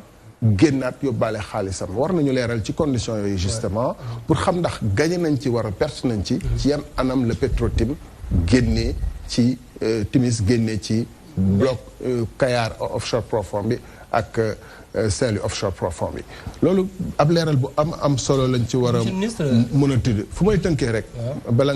may kii dama ne encore une fois yoonu réew mi mënuñu seetaan fu ñu koy jalgatee ba pare nañu noppi pour sutura bokkul ci loolu de attention lu xew ci contrat Rufisque offshore ak Kayar bi tax nga génn ci gouvernement bi non dañu nii d'abord bu ñu dellu see ci Petro-Tim ñu naan sutura ak yooyu rapport inspection générale bi c'est dans le domaine public man jëluma rapport bi yoruma ko foruma ko dama ko lire ci internet lire ko ci journaux yi liñ ci wax dafa doy waar goo xam ne waruñu toog di wax sutura jalgati yoon fu mu am bu dee réew bu sérieux la muy Corée du Sud gis ngeen ko keroog président en exercice dañ ko attaqué nit ñi manifester ñu wàcce ko sutura bokkul ci loolu bokkul ci ay intérêt stratégique um réew ñu koy fooy ne dañu war a wax sutura non non non non gis ngeen président wu États-Unis bu ñuy jéem a impeachment gis ngeen ay président ay France wala feneen ñu ñuy destituer en plein exercice parce que nañu bàyyi di caaxaan di wax lu ne sutura bu déppoowul ak intérêt réew mi Codé Ndiaye jalgati yoon am Codé dañ bëggoon wax monsieur le ministre rek dernière question bi parce que li ñu jagleel ci waxtu moo mel ni dafa mel ni day waaj a buur ñu bàyyi ko rek mu jeexal waaw justement monsieur le ministre question bu mujj moom mooy mbirum fer bi dégg nañ la ci déjà contrat fer bi lan la ci Sénégal gagné ak lan la ci ñàkk parce que dégg nañ yow nga wax ni Sénégal dana ci perte ay milliards ci contrat boobu. non donte sax nee nañu contrat amagul. selon le gouvernement contrat déjà pré contrat moo am donc yow noo gisee contrat bi nga xamante ni Sénégal signé na ko ak. signé guñ ko ñi nga xamante ñoo war a exploiter. fer bu Falémé nekk ci Kédougou. maa ngi jéggalu mais mosuma wax ni contrat bi état bi perte na ci ay milliards. waxuma ko fenn dama ni. am nañu ko wax waaw. dama ni nañu def attention. bu ñuy signer contrat ci période élection. ndax loolu moo fi amoon ci Petro-Tim am fi ci yu bëri benn.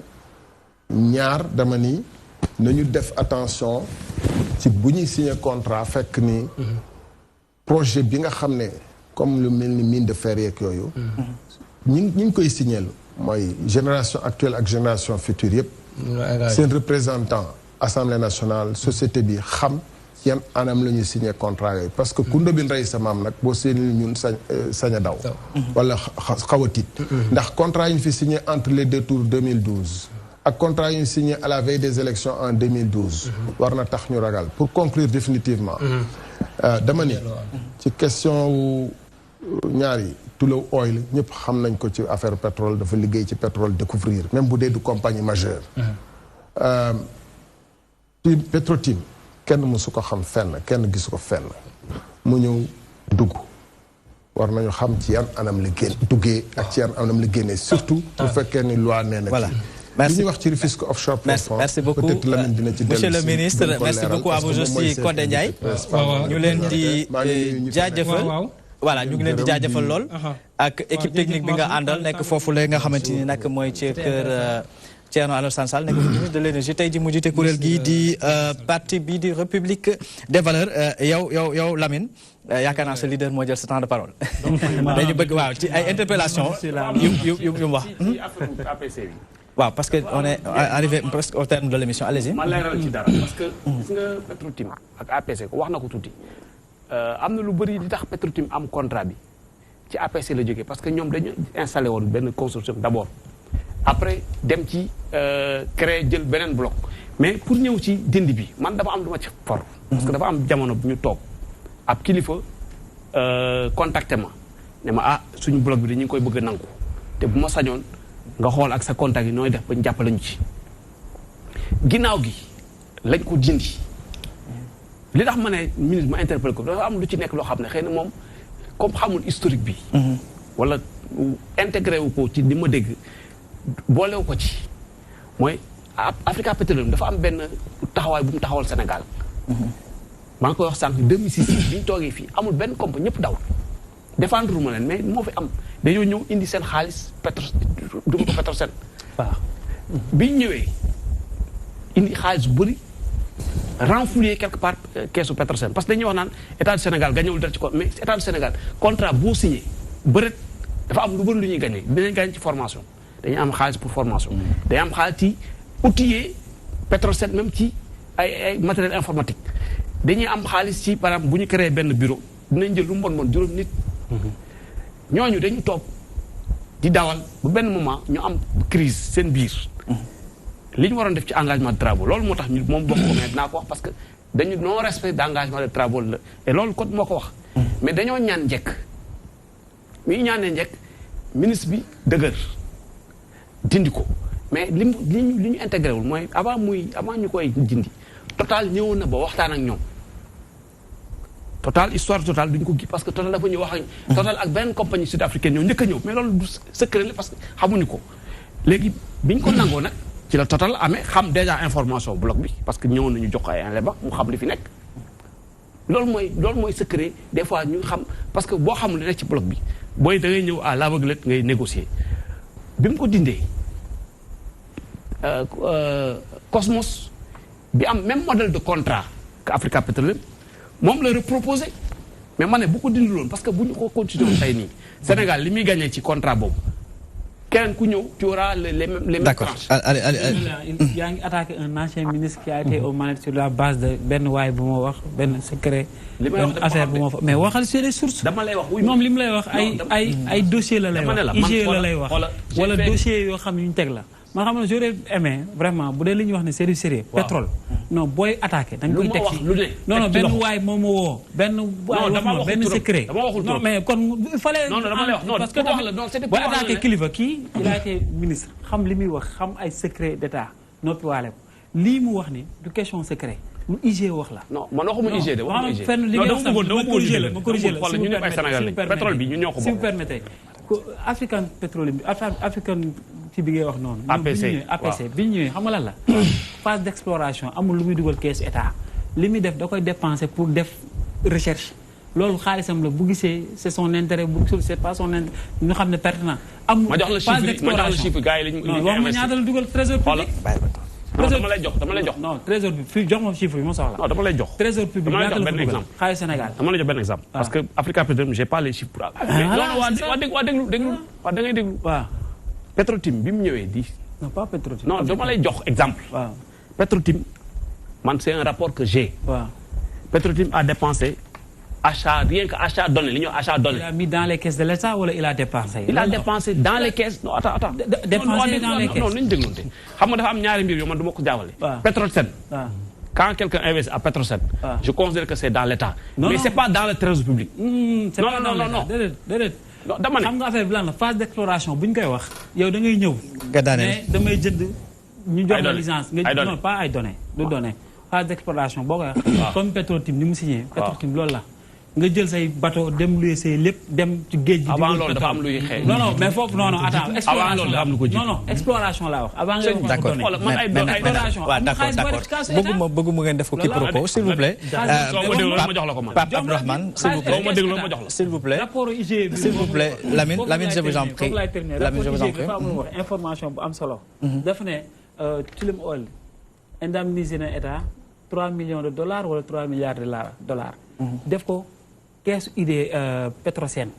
IGE ne waru ko woon def ci keesu Petrosen. parce que loolu c'est pas normal trésor public lañ ko woon def. Petrosen na remboursé xaalis bi sinon dinañ leen poursuivre. yow nga ne kuy investir exploration. d'accord Pape Abdourahmane allez-y un peu sur la question. on est arrivé au terme de l'émission s'il vous plaît. Mbaye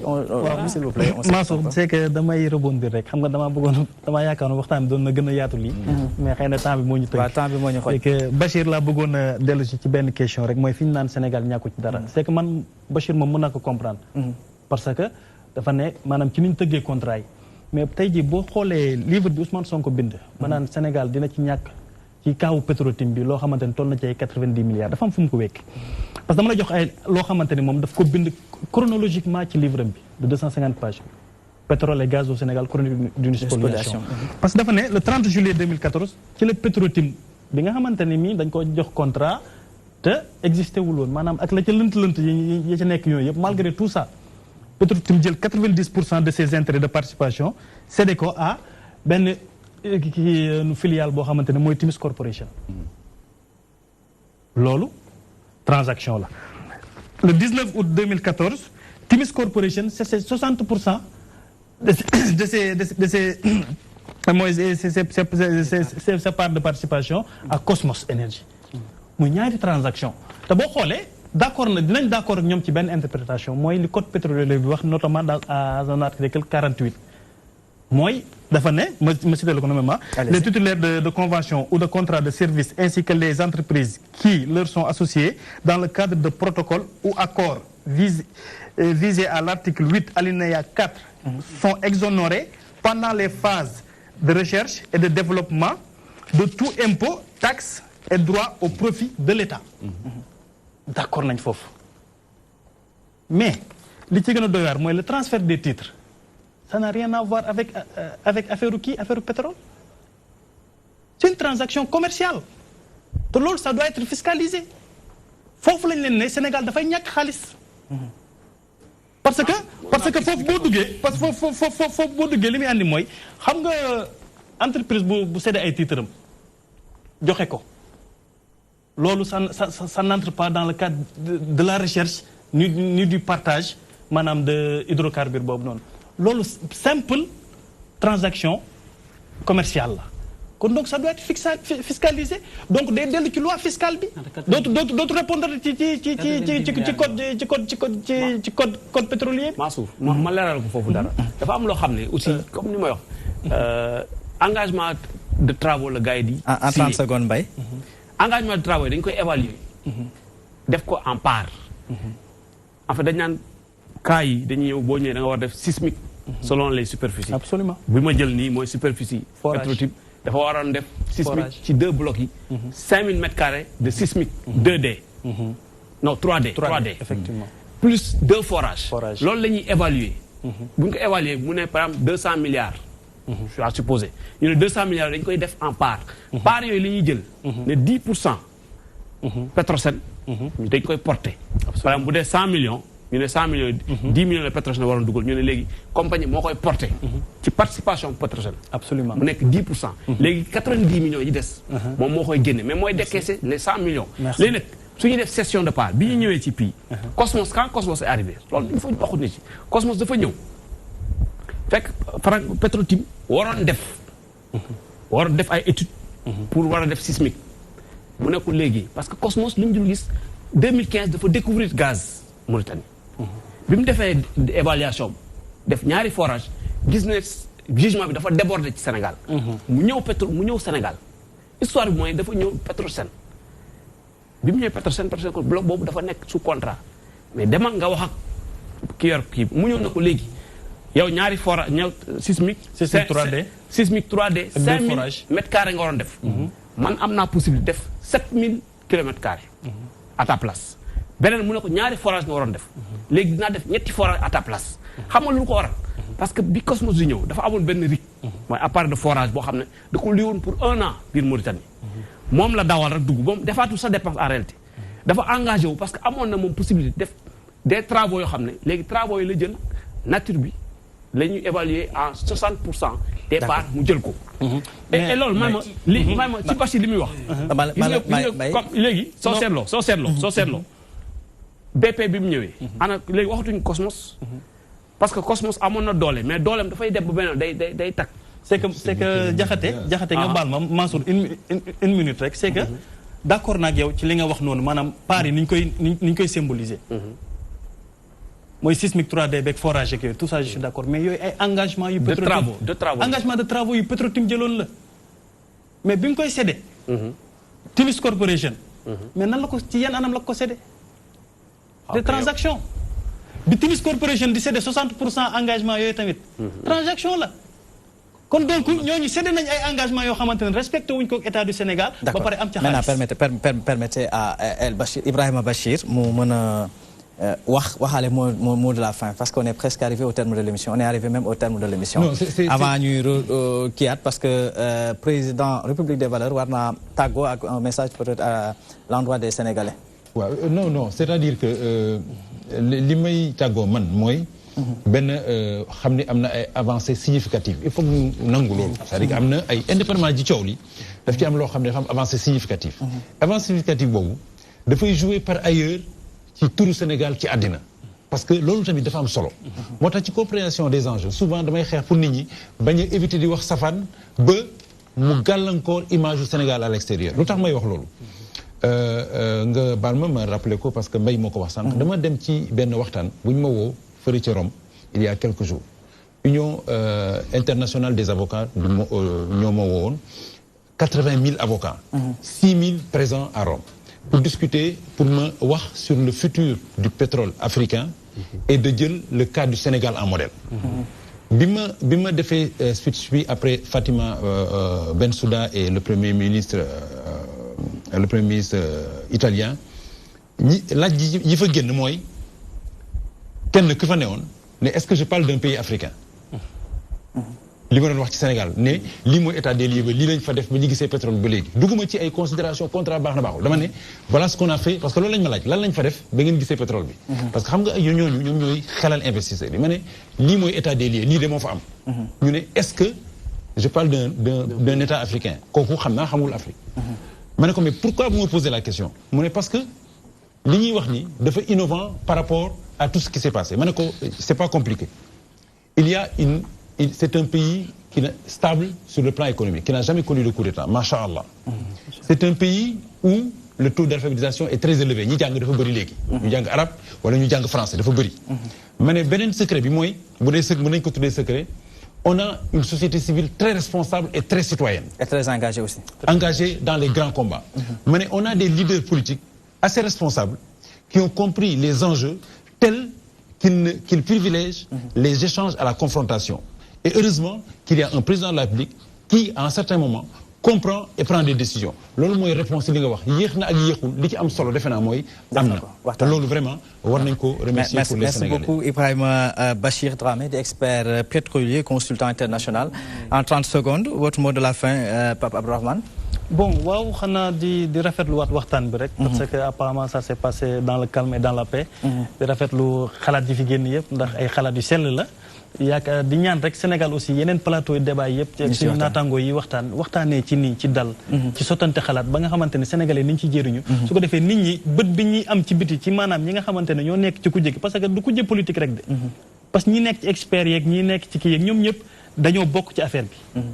parce que li ci ku nekk am na loo ci xam kon donc da ciy baax ñuy rafetal suñu biir di waxtaan di sottante xam-xam di wax lu wér loo xamante ni comme ni ko Bachir waxee sànq di joxe la bonne information de telle sorte que ñi nekk ci biti di xool te amuñ ci lii xam-xam seen xel mën a dal ndax lépp rek Sénégal la macha allah daal di rafetlu lépp Mbaye waaw maa ngi compté ci li mu wax rek parce que mbir mi foo ñu koy fàttaliku mbiru Sénégal la man dama koy wax ne xewal la bien sûr li ma metti mooy dañuy def loo xam ne dañuy xool ci ginnaaw mu ëpp li ci kanam maa ngi koy wax sànq Bachir ma ne ko man damay gëstu ci kayitu tubaab yi compagnie yi parce que information bu ñoo ñu ko jox mais ñoom dañoo nekk ci benn genre programmation ñoom dañ ne 2021 par exemple mais 2019 bii wala 2018 sax parce que kii na dañ ñoon li ñuy wax décision finale d'investissement c'était prévu pour décembre 2018 bii léegi décalé dañ ko parce que dafa am ay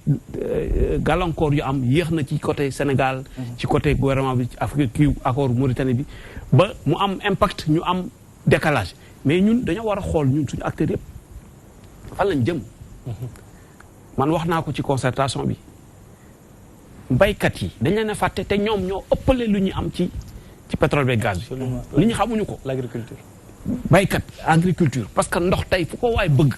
ci kanam énergie dinañ ko am parce que di nga am énergie bu doy boo mën a pomper def say pompage di nga am engrais boo xam ne dañ koy jëlee ci gaz bi di nga am xaalis boo xam ne boo bëggee jënd matériel wala jiw nga jënd ko donc waajal boobu la ñu waroon gën a féetewu xëy na di xool ci kon dañ kuy dox nag di gestu boobu nag di nga fa xasal te man bëgguma Sénégal fa xasal d'accord allez-y Lamine may remercier vraiment sama naataango yi di fàttaliwaat na rek waxtaan bi am na solo fa am lu ma dégg sànq nag ñu ne président nee na day yeesalaat code bi si yeesal la dëkk 86 bi ñu ko defee jógee fa ñëw 98 dañ jàppoon ne code 98 dafa contraignant ba mu ëpp gars yi ñëwuñu ñu def 98 pour un peu xaw a desserrer tuuti naam baax na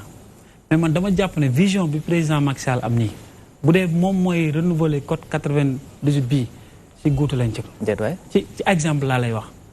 parce que je reconnais l'expertise de Bachiran weddi moo ko mais man dama sama xel moo mënul nangu foo mën a amee ñaari junni nga am fa junni taxaw ne waaw góor contrat total bi total moo nekk 5e sur la liste sànq bi ñuy calculer mu ngi wax 90 milliards 571 milliards la Sénégal di perte suñu xoolee offre total ak offre BP ak Cosmos calculer non contrat Petro-Tim bi nga doon wax man je sais loolu premier benn dossier la mais dama ne xam nga boobu président Macky Sall la ko signé beneen bi encore ci total bi mu jox total nga xam ne total dafa ñëw fekk foo xam ne pétrole a ngi fi fii gaz a ngi fi ci diggante bi kon il est quasiment certain de trouver quelque chose du perte ci ne déet ni waay yow nga woo ko mu ñëw nga fekk nga ne kaay leen parce que Sénégal dafa nekk léegi ñëpp ko daw wut si ExxonMobil Shell ñi ngi daawul xam Sénégal sax xam nañ ko yow nga ne da ngay jaay li ngay jaay ñu ne man lii laay jaay waa ji ñëw proposé la ñu xool techniciens yi ñoo ko def te BP moo nekk P Total nekk 5e yow nga ñëw jox ki nekk 5e man te noonu la jàppee nag sunu aéroport bi noonu la jàppee Falémé bi noonu la jàppee feneen ak feneen yeneen dossier donc moo tax ma jàpp ne man li ma gis du question politique politique uñu dañ koy wax parce que suñu Sénégal la waxuñu pour défendre Thierno Alassane Sall waxuñu pour dénigrer Macky Sall mais dama jàpp ne moom bu dee moom moo fi war a nekkaat war a changé waat code 98 bii non ci guuta lañ dem d'accord merci beaucoup Codé ñu bàyyi président mu def son mot de la fin waaw waxtu bi nag jeex na de maye lu mu gàtt rek mu def son mot de la fin peut-être adresse boo xamante ni muy def askanu Sénégal gërëm la Mansour gërëm say invité pour la qualité des débats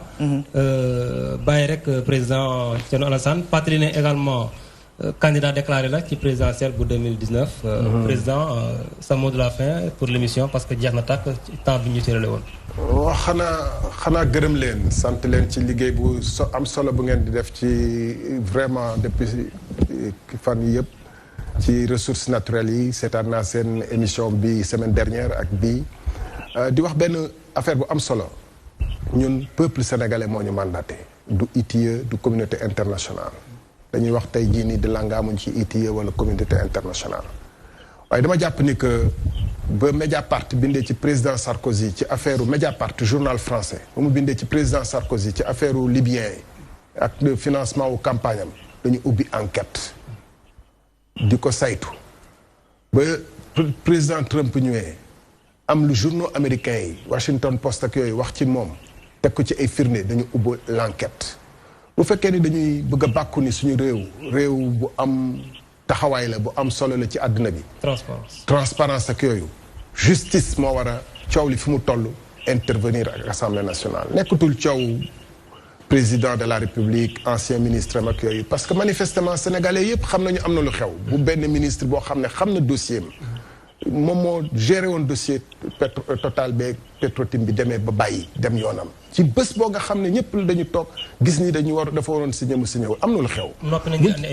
buñ ci tegee loolu rapport inspection générale ñu gis ko ci ay médias ñu koy ventiler di ci wax yu doy waar loolu nekkatul bu fekkee ni réew la bu ñu am bu ñu bëgg coow li dàkk ñi ko war a wax ko dañu war a def justice mu def enquête am comme tous les grands pays dont se gauche ni ñoom ñun ñoo leen raw wala ñoo la ñuy kii Afrique jommalewul loolu de bu ñu dem di jëlee ay exemple fu sori Afrique du Sud président Zuma gis nañu ay procureur ñoo doon enquête Botswana gëm naa ni kii Tchad Kenya war na ci exemple lu yàggul donc bu ñu nekk di noyer débat bi ay expertise juridique technique kii c'est très simple ndax lépp ñëpp la ma daanelee foofu ndax li nga xam ne ay tegtal yu leer ak ay firnde yu leer jot nañ ko ci wax ci presse bi ñu bëri àddu ci ndax mérité na ñu indépendant justice kii bokk na nag ci réforme yoo xam ne ñun dañ ko proposé ci suñu programme dinañ ci àddu fan yi mooy justice gën a taxawaay ci réew mi assemblée nationale gën a yaatal capacité d'enquête am parce que coow li exécutif rek merci encore une fois voilà merci beaucoup temps bi xat na campagne bi parrainage bi metti na teewul nga accordé ñu ces quelques minutes d'interview ñu ngi lay gërëm di la sant pour la disponibilité Mansour kon mu nekkoon présenté toujours au service de la vérité du Sénégal ñu amoon moom c'est tonton laaj ci émission bi. voilà am ci mbégte lool. merci di la gërëm di sant encore une fois jaa ngeen jëf. voilà merci beaucoup Codé Ndiaye ak équipe technique bépp bu la gunge ñu doon liggéey bu am solo su ma waxee nag Papa Ñoxo Baye wax ki nga xamante ni moom mooy Malick wax tamit ki nga xamante ni moom mooy autant pour moi Matar laa bëgg a wax sax wax ki nga xamante ni moom mooy Malick Tall wala Mohamed Tall ma leen di jaajëfal nag ci liggéey bu mucc ayib bi nga xamante ni yéen a ngi koy amal foofule waaye tamit fii ñi nekk ci côté de la régie kenn demul bàyyi leen ñu des ci ginnaaw muy sama équipe sama dream team ma leen defal mention spéciale équipe technique bi nga xam ne ñoo jàppal ci coordination préparation émission bi may fàttali rek tey ji ñi ngi amoon mbégte doon dalal ci plateau bi Ibrahima Bachir Dramé d'expert pétrolier consultant international merci beaucoup de nous avoir fait cet honneur Mais c'est moi qui vous remercie. C'est l'honneur qui revient au Sénégal. C'est le Sénégal qui gagne. C'est le Sénégal qui gagne. Merci beaucoup à vous aussi, Pape Abdourahmane Dabo, vice-coordonnateur des cadres de PASTEF, les Patriotes. Merci beaucoup d'avoir fait le déplacement. Merci beaucoup à vous aussi et infiniment, Mbaïsa Diakhaté, journaliste consultant. Merci beaucoup. Voilà, merci beaucoup à vous aussi, mon très cher Lamine Gueye, coordonnateur départemental de la République des Valeurs au niveau du département de Pikine. Voilà, merci beaucoup. Merci beaucoup à vous aussi, fidèles et chers téléspectateurs, de nous avoir